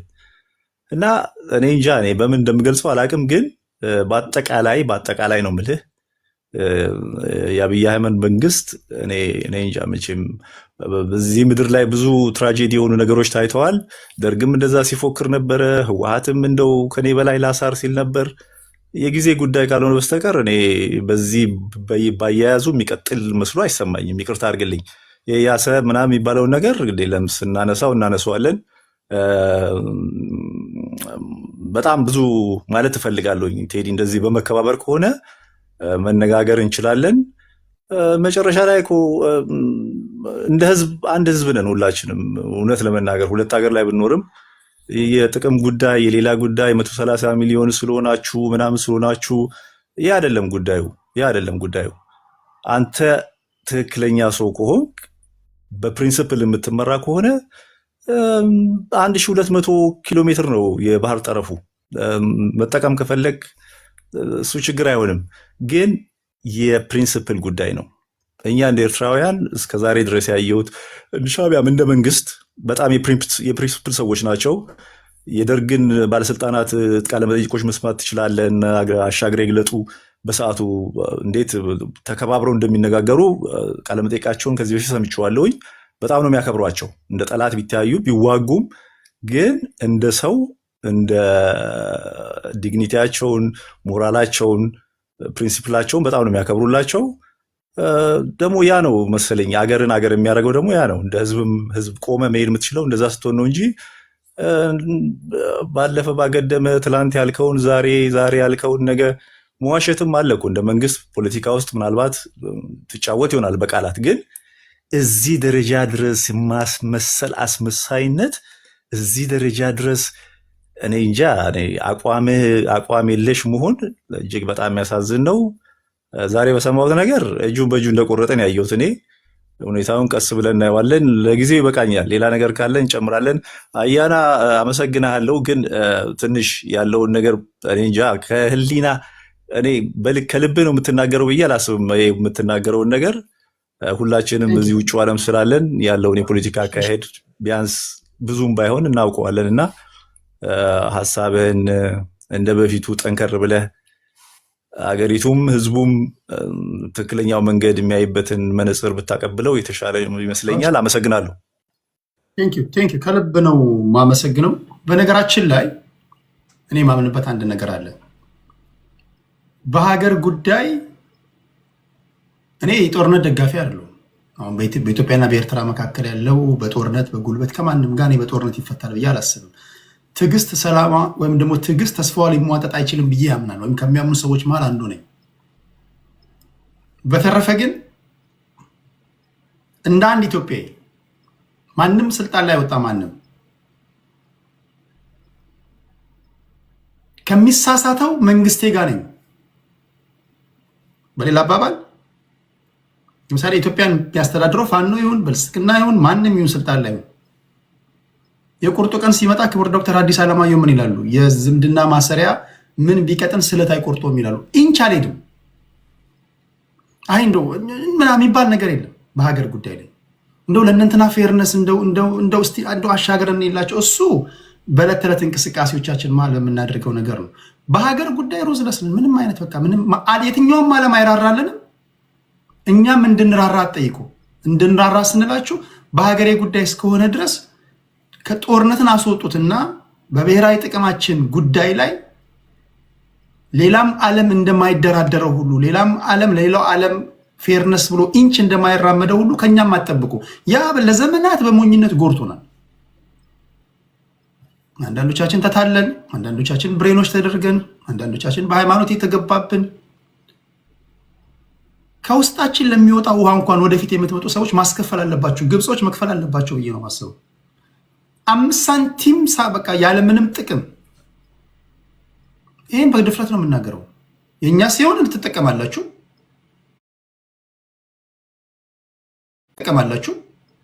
ጠቀማላችሁ። እኛ ጥቅም ስንጠይቅ ደግሞ ጀርባ ከኢትዮጵያውያን አትጠብቁ ነው የምለው። በተረፈ ግን እናንተም ናሽናል ኢንተረስቶቻችሁን አስጠብቁ፣ ፋይት አድርጉ። እኛም ፋይት እናደርጋለን። ከጦርነት በመለስ ባለው ነገር ላይ ሁሉ ኢትዮጵያ ፈርስት፣ ሁለተኛ ሶስተኛ ማንም ሊሆን ይችላል። ማንም ስልጣን ላይ ወጣ፣ ማንም ተቀመጥክ፣ 4 ኪሎ ገባ፣ ኢትዮጵያ አንደኛ፣ ሀገሬ አንደኛ፣ ኢትዮጵያ ፈርስት። ይሄ ነው የኔ ሐሳብ፣ ይሄ ነው የሁሉም ሐሳብ። በዛኛው ሰው ይሄ ነው መሆን ያለበት የሚል እምነት አለኝ። ልክ እናንተ ኤርትራ ፈርስት እንደምትሉት ማለት ነው፣ ወይም ደግሞ ዩጋንዳ ፈርስት፣ ኬንያ ፈርስት እንደምትሉት ያንን አጠንክረ ያዝ፣ ህዝብህንም በዛ ስበክ። ጦርነትን ቢመጣ ነው የምልህ፣ ጦርነትን ቢመጣ ራሱ ዳዝንት ማተር ምን ያህል አማውንት ኦፍ ፒፕል አለ፣ ምን ያህል ህዝብ ብዛት አለ፣ ምንም ጣጣ የለውም እሱ። እኛም የምንልህ ይህንን ነው። ኤርትራ ትክክልም ይሁን ስህተትም ይሁን እኛ ሁል ጊዜ ከሀገራችን ጎን ነን። ለምሳሌ አንተ አሁን ከኢሳያስ አፈወርቂ ጎን የሆንከው ኢሳያስ አፈወርቂ ምንም አደረገ ምንም በሀገረ ጉዳይ ላይ ከነችግሩ ነው አይደል? ከኢሳያስ አፈወርቂ ጎን የሆንከው ዴፊኒትሊ ምንም ነገር ይሁን ከሀገሬ ለእኔ ሴንስ እስከሰጠኝ ድረስ ነው። ኮዙ ነው እኮ ወሳኝ። ሁልጊዜ ጦርነት ኮዙ ነው የሚወስነው። ጦርነት አልፈራም፣ ጦርነትም እኛ አንፈራም። ኮዙ ነው የሚወስነው። ጦርነት የሚያሸንፈው ኮዙ ነው እንጂ የህዝብ ብዛት የመሳሪያ ብዛት ምናምን አይደለም። አእምሯችሁ ለምን ወደ ጦርነት እንደሚሄድ ሰምታችሁኛል። ከጦርነት በመለስ ነው ያልኩ። ጦርነት ደጋፊ ነው ቴዲዬ። እዚህ ጋር ከአንተ ባላቅም ነው የምልህ፣ ከአንተ ባላቅም ማስመሰሉን ብንትወው እዚህ ጋር ለምሳሌ ለምን አስመሰል? ለምን ቆይ አንተ አሁን እያስመሰልክ ነው እንዴ? በሀገረ ጉዳይ ላይ በኤርትራ ጉዳይ ላይ ኖ እኔ እኮ ግልጹን እየነገርኩህ። አንተ ከልብ ነው አይደል? ከልቤ ነው የምናገረው እኔ። አንተ ከልብ የወደድካትን ኤርትራ፣ እኔ ከልብ የምወዳትን ኢትዮጵያ ለምንድን ነው ለእኔ ሲሆን ማስመሰል ለአንተ ሲሆን ከልብ መውደድ የሚሆነው? ኦኬ ለምን መሰለህ? ከጦርነት መለስ ይባላል። ከጦርነት ባሻገር ጦርነት የሚያመጣው ምንድን ነው ነው መጀመሪያ ነገር። እሱንማ እኮ ተነጋገርን። አሁንም ሁለቱ ፖለቲከኞች እስከ መጨረሻው ድረስ መንግስቴ የኢትዮጵያን ጥቅም እስኪያስከብር ድረስ ፑሽ ማድረጉን ህዝቡም አይተውም። በማንኛውም ጉዳይ ለህዝቤና ለሀገሬ የሚሰሩ ፖለቲከኞች ጋር ከአንደኛ ክፍል ያቋረጠ እንኳን መሪ እንኳን ቢመጣ ወይም ደግሞ ጠንቋይም ቢመጣ ከሀገሬ ጠንቋይ ጋር ነኝ። በቃ ሄሪገው እሱ ነው ደስ የሚለኝ። የቁርጥ ጦርነት ውስጥ እንዳትገቡ ፈልጋለሁ። እስከዛሬ ተዋግተናል፣ ተደባደበናል፣ ሰልችቶናል። ከዘመነ ኦሪት ጀምሮ ስንዋጋ ኖረናል። ኢቨን የምንዋጋው በሰራሁ መሳሪያ እንኳን አይደለም። የምተኩሰው የአንተ መሳሪያ አይደለም። እኛም ያስፈልገን ሞፈርና ቀንበር ነው። ቢቻል በጋራ ማልማት ነው፣ በጋራ መለወጥ ነው። ዘንድ የተሰደድን ሁሉ ወደ ሀገራችን እንድንገባ ነው የምፈልገው። ማንም ሽማግሌ አንድ ሐሙስ የቀረው ሁሉ እየመጣ ህልውና ልጠፋ ነው ምናምን እያለ ሲያዋጋ መዋጋት የለብኝም። ግን የመጨረሻው ወረስት ኬዝ የመጨረሻው ግን ከመጣ ከሀገሬ ጋር ነኝ። ልክ አንተ ከሀገሬ ጋር እንደምትሆነው እስከዛ ግን ድረስ ምንድን ነው አንተም ከሀገሬ ጋር እንደምትሆነው ኢትዮጵያውያንም የሀገራቸውን ጥቅም ለማስከበር እስከ መጨረሻው ድረስ ከአንተ ጋር ይከራከራሉ። ግን እዚህ ጋር ማስመር ያለብህ አንተም በቻልከው መጠን ከኤርትራውያን ጋር ስትገናኝ ምናልባት ሽማግሌዎች ያላዩትን እይታ አንተ ሊኖር ይችላል እኮ። ኢሳያስ አፈወርቂ ስለመዋጋት የሚያስብ ሰው ሊሆን ይችላል። ሳንዋጋ በሰላም ልኖር የምንችልበትን ሀሳብ አንተ ማምጣት ትችላለህ። እዚህ ጋር ግን አካሄድ ቴዲ ሽማግሌው ብለህ እንትን ብልሃልና ይቻላል እንደዛ እዚህ ቤት? እሺ አይ ነው ሽማግሌ ወንጀል አይመስልም? እሺ ፕሬዚዳንት ኢሳያስ አፈወርቂ ኦኬ፣ እሱ ወደዛ ቴዲ አንድ ደቂቃ ስጠኝ። ያ ግድ የለም እድሜ ለኔም ለአንተም አይቀርም ይመጣል። ግን ምን መሰለህ ሽማግሌ ማለት እንትን አይደለም ኦፌንዳቱ ሽማግሌ ማለት ለምሳሌ ትላልቆቹ ማለት ነው። ትላልቆቹን እንደዛ ማለት ነው እንጂ አየህ ከትናንሿ ጀምሮ እንዴት እንደምትጠነቀቅ አንተ ላገር። ኦኬ ያ ለምን መሰለህ አንድ ደቂቃ ስጠኝ። ለምን መሰለህ በቃ ጨርስ፣ ዞሮ ይመጣል ችግር የለውም። ፖይንቴ ኢትዮጵያውያን ጥቅማቸውን ለማስከበር በቃ ዚሮ ቶለራንስ በቃ አንሰማም አናይም ካልን አንተ ደግሞ የራስን ጥቅም ለማስከበር ነው መከራከር ያለብህ። እኛ እንዲህ በመሆናችን መገረም የለብህም፣ መደነቅ የለብህም። እንደው ለፌርነስ አትሄዱም እንዴ? ጠቅላይ ሚኒስትሩ ምንድን ነው ያሉት ፓርላማ ላይ? ኦኬ ኢትዮጵያና ኤርትራ ሰላም አወረዱ። የአማራ ህዝብ ለእናንተ በኢህአዲግ ጊዜ ሰዎች እኛ እኮ ኤርትራውያን እኮ ከሰፈሬ ሲወጡ እኮ የአይናችሁ ቀለም አላማረንም ተብሎ ነው አይደለ? እሱ እናወት ይኖራሉ። አሜሪካ ናቸው የሚኖሩት። እነ ተስፊት አሉ፣ እነ አመሎ አሉ፣ እነ ቲቴ አሉ። የሰፈራችን አስታራቂ የነበሩ ትልቅ ሰው ባለሀብት ጦርነት ተፈጠረ። ጨርቄን ማቄን ሳይሉ ነፍሳቸውን ይዘው ነው የተሸኙት ወደ ኤርትራ። ሲመለሱ ግን እርቅ ሲመጣ ግን አገኙ። ንብረታቸውን የሰፈሩ ሰው ያዘላቸው ተቀበሉ። አማራ ክልልም እንዲጠብቁ አኖሯቸዋል። ኦሮሚያ እንዲጠብቁ አኖሯቸዋል። የኢትዮጵያ ህዝብ ኢህአዲግ አይናችሁ ቀለም አላማረኝም ብሎ መለስ ዜናዊ ሲያባራችሁ ማዲያ ያለው ማዲያውን፣ ቤት ያለው ቤቱን አግኝቷል። ኦኬ እንደዛ እሱን ፖለቲካ ተስራበት ይቅር። እሱ ወደዛ እንሂድ። አንዴ ሚዩት ሰጣለሁ። ስለታረቅን ንብረትን ከጠየቅ ስለታረቅን ደግሞ ኢትዮጵያውያን ንብረታችንን ብንጠይቅ ምንድን ነው ችግሩ? ራፊያነሪዎች አሉ፣ ወደ ነበረበት ነገሮች መመለስ አለባቸው ካላችሁ ለእናንተ ትክክል ነው። እኛስ እንደ ሀገር ብንጠይቅ ምን ሆኖ ነው የሚሆነው? ንብረት አለ ወይ ነው እሱ እኮ ነው ጥያቄው። ንብረት ነው አሰብ ላይ የኢትዮጵያ መንግስት ኢንቨስት ያደረገው እሱን እኮ ዞሮ ይመጣል። ችግር የለውም። ኦኬ አሁን ፖይንቱ ምንድን ነው? እናንተም እንደ አንድ ኤርትራ ለዛ ላይ ያስገባዋችሁ አስሎንጋስ በጨዋነት እስካወራችሁ ድረስ እስከ ጥግ ድረስ ፖለቲካ አክብሬያለሁ። ቴንክ ዩ ያን አከብራለሁ። ኢትዮጵያውያን ደግሞ ይመልሱላችኋል። በተረፈ ግን ለኢትዮጵያውያን ከምሰጠው ደቂቃ አሳንሼ ለእናንተ እንደማልሰጣችሁ ወይም ደግሞ አክብራችሁኝ እንደመጣችሁ እንደማትዘለፉ ግን እርግጠኛ ሆኖ ተከብራችሁ እንደመጣችሁ ተከብራችሁ ትሄዳላችሁ። ፖለቲካን ግን መስራት ያንተ ድርሻ ነው። እሺ ቴንክ ዩ። ዘመንን ከአመስግኜ ወደ ሶራ ነው ወደ ሶራ ልሂድ። 8 ደቂቃ አለ ወንድሜ። እሺ ሰላም ቴዲ፣ እንዴት ናችሁ? ሁላችሁንም ሰላም ብያለሁ። ዛሬ በአጀንዳው ላይ እንግዲህ ለማውራት ያክል ከኢትዮ ኤርትራ በሚለው ስታፍን ጀምርና መጀመሪያ ያው መነሻው ነገር ላይ ቢታሰብ ጥሩ ነው ብዬ ነው የማስበው። የኤርትራ ጦር እንደዚህ አይነት ነገር አላረገም ወይም አርጓል የሚለው ነገር ከመነሻው ስናየው ለምሳሌ የኤርትራ ጦርን የኢትዮጵያ መንግስት ነው ጋብዞት የገባው ወደ ጦርነቱ የሚል ነገር አለ። ብዙ ጊዜ አኩዜሽን እንደዚህ አይነት ነገሮች አሉና የኢትዮጵያ መከላከያ በዛ ሰዓት የኢትዮጵያ ድንበርን የሚጠብቀው መከላከያ ተጠቅቷል። በሰዓቱ ማለት ነው። ድንበር የሚጠብቅ ኃይል የለም። በየቦታው ተበታትኗል መከላከያው። ድንበሩ ክፍት ነው። የኤርትራ ጦር የኢትዮጵያ መንግስት ጋበዘውም አልጋበዝም ሊገባ የሚችልበት ብዙ አይነት ኦፖርቹኒቲዎች አሉት በሰዓቱ። ሁለተኛ ደግሞ በሰዓቱ በጦርነቱ መሀል ላይ የአንደኛው ዙር ጦርነት ካለቀ በኋላ ጠቅላይ ሚኒስትሩ አመስግነዋል በፓርላማ የኤርትራ መንግስትና ወታደሮችን። የኤርትራ መንግስት የሚመሰገንበት ኮንዲሽን ነበር በሰዓቱ። የሚመሰገንበት አንደኛው ነገር ምንድነው? የተበታተነው የመከላከያ ሰራዊት የሸሸው ወደ ኤርትራ ነው።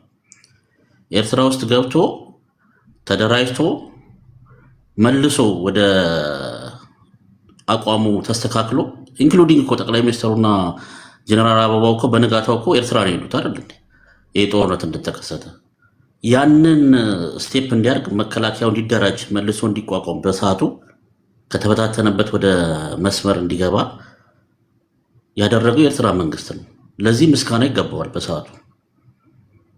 ችግሩ ከዛ በኋላ በተከሰቱት ነገሮች ዛሬ የተባሉት ነገሮች በጦርነቱ መሀል ላይ የተፈጠሩ ኢሰብአዊ ድርጊቶች የተፈጠሩ ሲሄዱ ኮንፍሊክቶች ነበሩ። ግን በሰዓቱ ይህንን ኮንፍሊክቶች ይፋ ማውጣት የኢትዮጵያ መንግስትን በጣም ችግር ውስጥ ይከተው ነበረ። ምክንያቱም እንዳለው ጠቅላይ ሚኒስትሩ ከሁለት ኃይሎች ጋር በሰዓቱ መዋጋት የሚያስችል አቅም ላይ አልነበረም። እንደዚህ አይነት የቃላት ጨዋታዎችን እዛ ጋር መጫወት ዋጋ ያስከፍል ነበረ። ኢሰብአዊ ድርጊቶች እኮ በኤርትራ ወታደሮችና በኤርትራ ወታደሮች መፈጠራቸውን እኮ ጌታቸው ረዳ ራሱ እኮ ተናግሯል እኮ 76% የሚሆነው በጥናት ተረጋግጦ ተሰንዶ ቁጭ ብሏል ብሏል። ኢሰብአዊ ድርጊት መፈጸማቸውን ያ ነገር ወደ መቀሌ እንዳይገባም የኢትዮጵያ መከላከያ ብቻውን ነው መቀሌ የገባው ብሏል ጠቅላይ ሚኒስትሩ። አሁን እዚህ ጋር እኮ ዘመነ ራሱ እኮ ተናግሯል እኮ ጠላት ከሆነ ለምን ጫፍ ድረስ ሄዶ አላጠፋውም? ለምን ፕሪቶሪያ ሄዶ ተስማማ አለ እኮ። የኤርትራ መንግስት እንደዚህ ነው የሚያስበው። እስከ መጨረሻ ሄዶ የትግራይ ህዝብና የትግራይ ቲፒኤልኤፍ ጠፍቶ ብዙ ጥፋት እንዲመጣ ነበር የሚፈልጉ የነበሩት። ያንን ነገር ለሰላም ቅድሚያ ሰጥቶ የኢትዮጵያ መንግስት ያንን ነገር ሆልድ አድርጎታል። ያ ነገር በዛ ጋር ሆኖ ከዛ በኋላ ከፕሪቶሪያ ስምምነት በኋላ እኮ ነው ትክክለኛ የኢትዮጵያ መንግስትና የኤርትራ መንግስት የተጣሉት በይፋ ማለት ነው። ከዛ በኋላ ቁርሾ ተጀመረ። ሁሉ ነገሮች እየሻከሩ ዛሬ ያለበት ደረጃ ላይ ደርሷል። ዛሬ ስለተጣላ ዛሬ ጽምዶ ስለተፈጠረ ምናምን የሚባለው ነገር ዛሬ ጊዜው ስለሆነ ያልተነገረው። ጽምዶ ስለተፈጠረ ሳይሆን የሆነበት ሰዓት እኮ ያን ጊዜ ነው። በቃ ታይም እያንዳንዱ ስቴፕ ባይ ስቴፕ ስታየው ጠቡ የተፈጠረበት ነገር ዛሬ ጠቅላይ ሚኒስትሩ ካወራው ጋር የሚያስኬዱ ነገሮች እኮ አሉ። እያንዳንዱ ነገሮች ማለት ነው። በፕሪቶሪያው ምክንያት ጸቡ እንደተነሳ እዚህ ቤት ራሱ እኮ ብዙ ጊዜ ክርክር ተነስቷል እኮ። በፕሪቶሪያው ምክንያት የኤርትራ መንግስት ደስተኛ አልነበረም፣ ለዛን ያኮረፈው የሚሉ ብዙ ጊዜ በተለያዩ ሰዎች ሲነሱ ነበሩ። አሁን ቀድምም አዲስ ታይም ሲያወራ ነበረ። የኢትዮጵያ መንግስት በሳንጃ ተደፈርን ብሏል፣ መከላከያው ምናምን ብሏል። ያ እኮ የእውነት እኮ የሆነ ነገር እኮ ነው። አልተደፈረም ብሎ የሚከራከር ከሆነ እኮ ማስረጃ ማምጣት እኮ ነው። የኢትዮጵያ መከላከያ ሰራዊት እኮ በሲኖትራክ ተሄዶበታል፣ ተደፍሯል፣ ሴቶቹ ተወግተዋል፣ ራቁታቸውን ተጥለዋል፣ መርዝ ተሰጥቷቸዋል። ይህ እኮ ፋክት እኮ ነው። ፋክት ካለ እንደዛ አልተደረገ የምትልበትን አምጣው። እኔ እንዴት አይነት ሁኔታ ውስጥ እኮ እንዳለ ነው ግራ የሚገባው ሰዎች። አሁን አንደኛውን እኮ ኤርትራዊ ነኝ እኔ የኤርትራ ነገር ነው የሚስማማኝ ብሎ ማውራት አሪፍ ነገር ነው፣ ግን እውነታን እየካድን ግን መሆን የለበትም። ፋውል አልሰራም ማለት ነው። ፈርስ ፋውል የሰሩ ሰዎች አሉ፣ በኢትዮጵያ መንግስትም በኤርትራ መንግስትም ሳይድ። በሰዓቱ በጦርነቶች ውስጥ እኮ ብዙ አይነት ችግሮች ይከሰታሉ፣ ተከስቷል። ያ ነገር እውነት ነው። ያ ነገርም በሰነድም በተለያዩ ነገሮች ተቀምጠዋል። ይህንን ነገሮች በዛ መልኩ ብናያቸው አሪፍ ነው ብዬ ነው የማስበው። ሁለተኛው ደግሞ ኢኮኖሚካሊ መልኩ ነው። ቀድም አያናም ተናግሯል፣ ቁጥሮች አሉ ብሏል። እውነት ነው። ያው ቁጥሮችን በቁጥሮች ማስተያየት ነው። መሬት ላይ ለእያንዳንዱ ኢንዲቪዥዋል ኑሮ እንደተወደደ ግልጽ ነው። ሁሉ ነገሮች አስቸጋሪ ሁኔታዎች ላይ እንዳሉ ያስታውቃል። እነዛን ነገሮች ያው በሌላ ኢኮኖሚካል እውቀት ባላችሁ ሰዎች እና በተለያዩ ነገሮች ይህን ክርክር ማድረጉ የተሻለ ነው። ለውጥ መጥቷል አልመጣም፣ ኢኮኖሚው አድጓል አላደገም፣ ብዙ የሚያከራክሩ ነገሮች ስላሉ ያንን ነገር በዛ መልኩ አሪፍ ነው ማየት ብዬ አምናለሁ። ሌላ በወልቃይትም ጉዳይ የተነሳ ነገሮች አሉ። ወልቃይት ላይም እንደተባለው ጠቅላይ ሚኒስትሩም ፓርላማው መወሰን የምንችለው ነገር አይደለም ብሏል። ህዝቡ ራሱ ነው መወሰን ያለበት የሚለው ነገር ነው። እንደገና ወልቃይት ተፈናቃዮችን የፖለቲካ መጠቀሚያ መደረግ ነገሮች ስላሉ እነዛ ነገሮች ቢስተካከሉ የሚኖሩ ነገሮች አሉ። የተሻለ ሀሳብ ያለውም ከፋኖም ወይም ከህዋትም ያለው ሀሳብ የለም። እንደዚህ እናደርጋለን የሚል ነገሮች የሉም። በሚቀጥለው ዙር እንግዲህ ተጨማሪ ካለን እንመጣለን። ቴዲ ቴንክ ዩ ሶራ። ከሶራ ቀጥሎ ወደ ዘመን አውርቷል። ወደ ዳዊት እንሄዳለን። ታፕታፕ አርጉ፣ ኮፒ ሊንክ ሼር አርጉ። ቴዲ ሐዋሳ የቴሌግራም ቻናል ላይ ጥያቄ ጠይቄያቸዋለሁ። ሰዎች እየመለሱ ነው። መጨረሻ ላይ አነባለሁ። በዛውም ቤተሰቡ ነው። የዛሬውን የጠቅላይ ሚኒስትር አብይ አህመድን የፓርላማ ንግግር እንዴት አያችሁት? ደስ ያላችሁን ኮመንት ጻፉ። ቢያንስ በጨዋነት ግብአት እንዲሆነን በእውቀት የተሞላ ቢሆን ይመረጣል። መጨረሻ ላይ ስማችሁን እየጠራው መልሼ ለእናንተ ማነብ ይሆናል። ቴዲ ሐዋሳ የቴሌግራም ቻናል ላይ እዛ ላይ ሄዳችሁ ነው ይሄ የምታደርጉት። የተሳሳተ ቻናል ላይ እንዳትሄዱ። 8 ዳዊት 8 ደቂቃ አለ ወንድሜ። ጤና ይስጥልኝ ቴዲ ሐዋሳ። ለመጀመሪያ ጊዜ ነው ቤት የምመጣው እና ሚኒሊክንና አዲስን በአጋጣሚ ፎሎ አድርጌ ነው የመጣሁት። አንተንም ፎሎ አድርጌ ያለው ሐዋሳ ተምሬ ያለው እንትኑን ግን ምንድነው የጠቅላይ ሚኒስቴሩን ንግግር አሁን ነው በወፍ በረር እየሰማሁት የነበረው። ሰምቼዋለሁ፣ ግን ምናልባት ሪካፕ እንዳደረገው 1 ወይም 30 ሰከንድ ወስደህ እንደገና እንትኑን ሃይላይት ብትሰጠኝ የቶፒክን ከይቅርታ ጋር።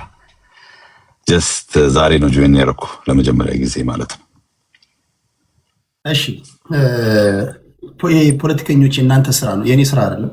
ማድመጥ አለባችሁ። ፋኖ መግለጫ አመራሮች መግለጫ ሲሰጡ ማድመጥ አለባችሁ።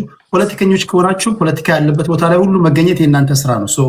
ሌሎቹ ያወሩና ከነሱ ሰምተ ትሄድበታለህ። እንደኔ የሁለት ረጅም ነው። ምኑን ከምኑ እኔ በሰጠሁ ላይ መስጠትም ፌር አይሆንም። ምክንያቱም እንትኑ ምንድነው ስለምን እየተወያየ እንዳለ የሚያወቅ አይመስለኝም።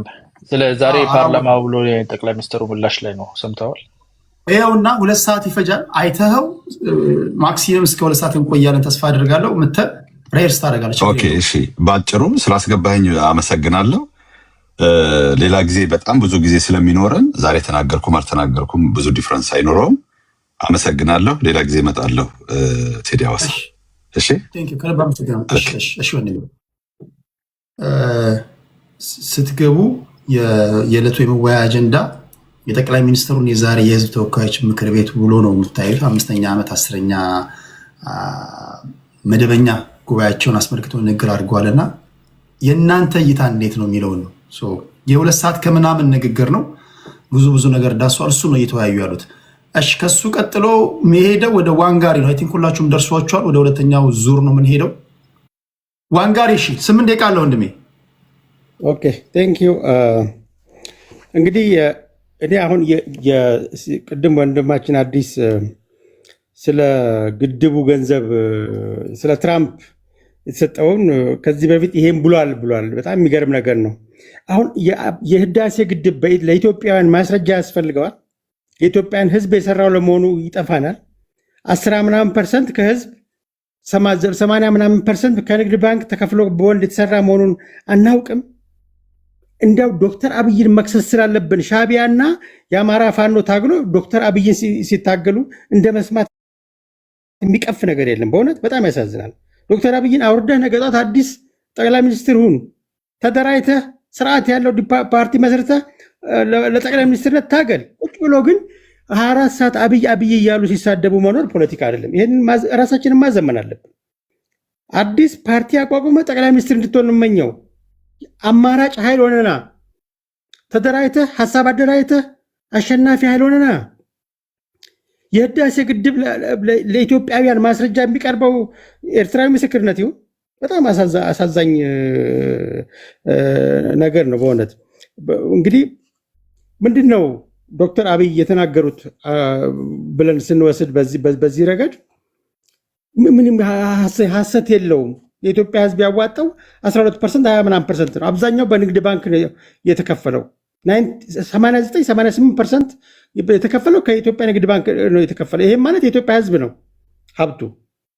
ይሄንን ኢትዮጵያውያን ይጠፋናል ተብሎ አይመለስም። እጅግ ባይዘው በሳል የመደመር ፖሊሲው ዛሬ በዩናይትድ ኔሽንስ ሴክሬታሪ አንቶኒዮ ጉተሬስ ለትራምፕ ምክር ሲሰጡ ትራምፕ ሆይ ከዩናይትድ ኔሽንስ ወጣው ከምናምን ወጣው ብለህ አትበል፣ ይልቅ የመደመር ፖሊሲን የዶክተር አብይንም አቅጣጫ ተከተል ተብሎ ለትራምፕ አንቶኒዮ ጉተሬስ ዛሬ ምክር ሰጥተዋል።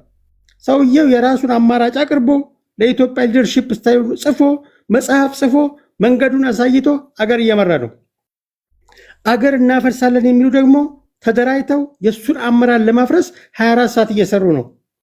ይህንን በተጨባጭ በ8 ዓመት ጊዜ ውስጥ ከውስጥ የቀጋ ሆነውበት ሲወጉ የነበሩ የውጭ ኃይል ባንዳዎች አሁን ደግሞ ከኤርትራ ጋር ተማምነው የኤርትራን ራይት ጀስቲፋይ ለማድረግ ይመጣሉ።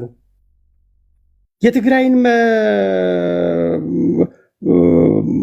መጋዘኖች፣ ቤቶች ስለመንቀሉ እኮ ዶክተር ዳንኤል የሚመራው የሰብአዊ መብትና የውጭ ጉዳይ የውጭ ድርጅት አብረው ተልከው ታዘው ሪፖርት አቅርበዋል እኮ።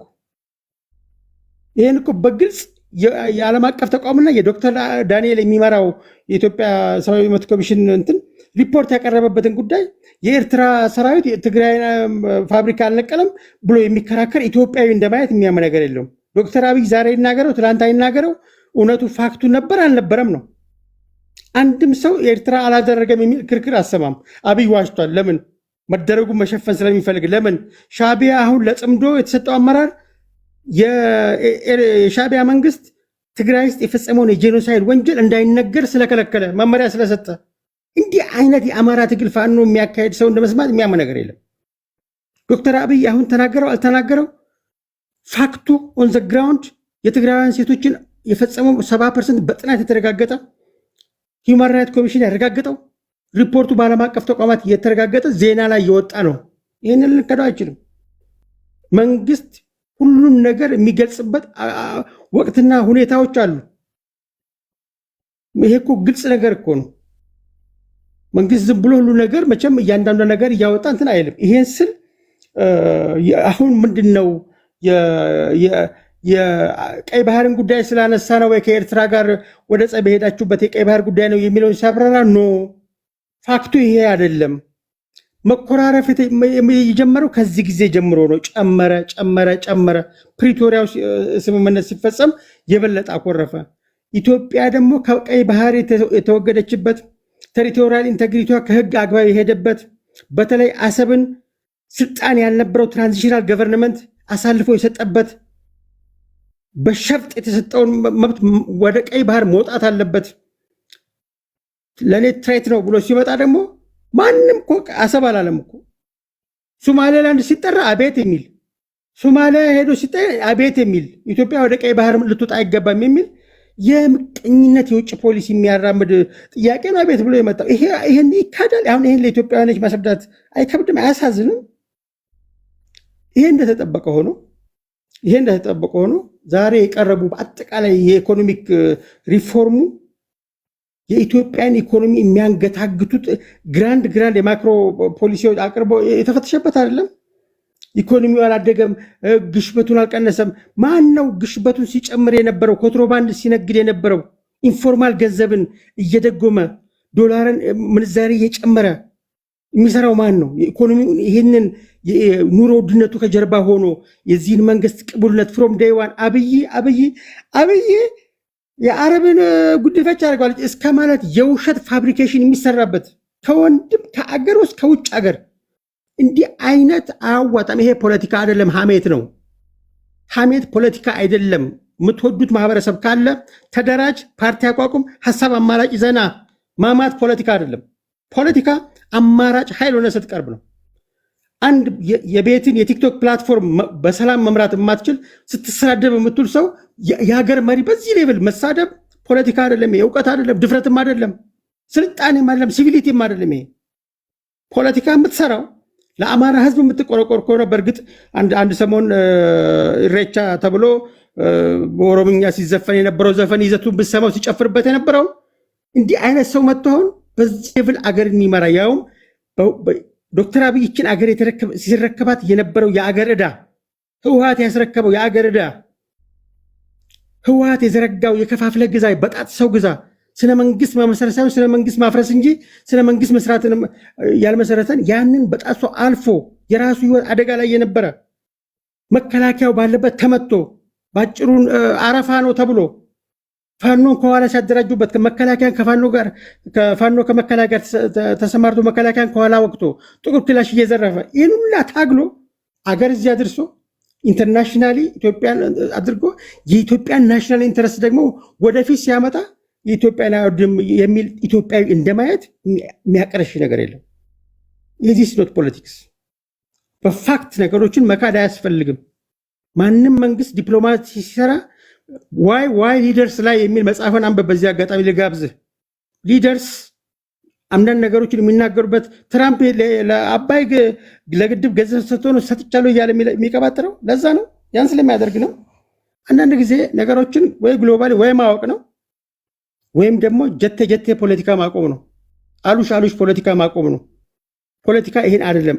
አትሊስት ከኤርትራውያኖች የምወድላቸው የሻዕቢያ መንግስት ሀገር በነፃነት ስም ሀገር ናበት ይገባል። እኔ አቋማቸውን ደግፋልችን የሚያምርብን ግን ወደ ኤርትራውያን በዚህ አጋጣሚ ኤርትራውያኖች የሚያምርብን አብሮ ማደግ የሚያምርብን የኛ የኢትዮጵያ ብልጽግና የኤርትራ ብልጽግና መሆኑን ማረጋገጥ፣ የኤርትራ ሰላም የኢትዮጵያ ሰላም ዋስትና መሆኑን ማረጋገጥ የሚያምር ወደንም ጠላንም ተፈጥሯችን አብረን ነው የምናድገው፣ አብረን ነው የምንወድቀውም ተያይዘው አብረን ነው። የምቀኝነት ፖለቲካ እናቁም፣ አብረን እናድግ። የሰጦ መቀበል ጥያቄ ቀርቦላችኋል፣ ተቀበሉ። እምቢ ካላችሁ ገፍቶ ይመጣል ጥያቄው። ጨርሻለሁ። ቴንክ ዩ። በጣም ብዙ የላካችሁ የሻዕቢያ ደጋፊዎች አላችሁ። እኔ ስነ ምግባራቸው የተመቸኝም ብቻ ነው የማስገባው። ሁሉም ከዚህም ከኛም ወገን ሁሉም ጨዋ አይደለም፣ ሁሉም ጋጥ ወጥ አይደለም። አንዳንዶቻቸው ልካችሁ ባትቆዩ አላስገባችሁም፣ ቢኮዝ ጋጥ ወጥ ስለሆናችሁ። እኔ እዚህ የተቀመጥነው ጋጥ ወጥ ለማወያየት አይደለም፣ አድማጭ እያደመጠን ነው። ሰው ከመላካችሁ በፊት ጨዋ መሆናችሁን እርግጠኛ ሆኑ። አንዳንዶቻችሁ ጨዋዎች ልካችኋል፣ እስኪወርዱ መጠበቅ አለባችሁ። ጋጥ ወጥ ግን ሲያምርህ ይቀራል። እኔ ባለፍኩበት እኔ በምገኝበት ቦታ እንዳትገኝ ፕሊስ። እንትናችሁ ይንገራችሁ እንጂ እኔ አስገብቼ እንትን ከምላችሁ ፕሊስ አትላኩ። ጋጠወጥ እንዳትልክ ፕሊስ፣ በማርያም እያየዋችሁ ስለሆነ ነው። እሺ ከዋንጋሪ ቀጥሎ ወደ አያና እንሄዳለን።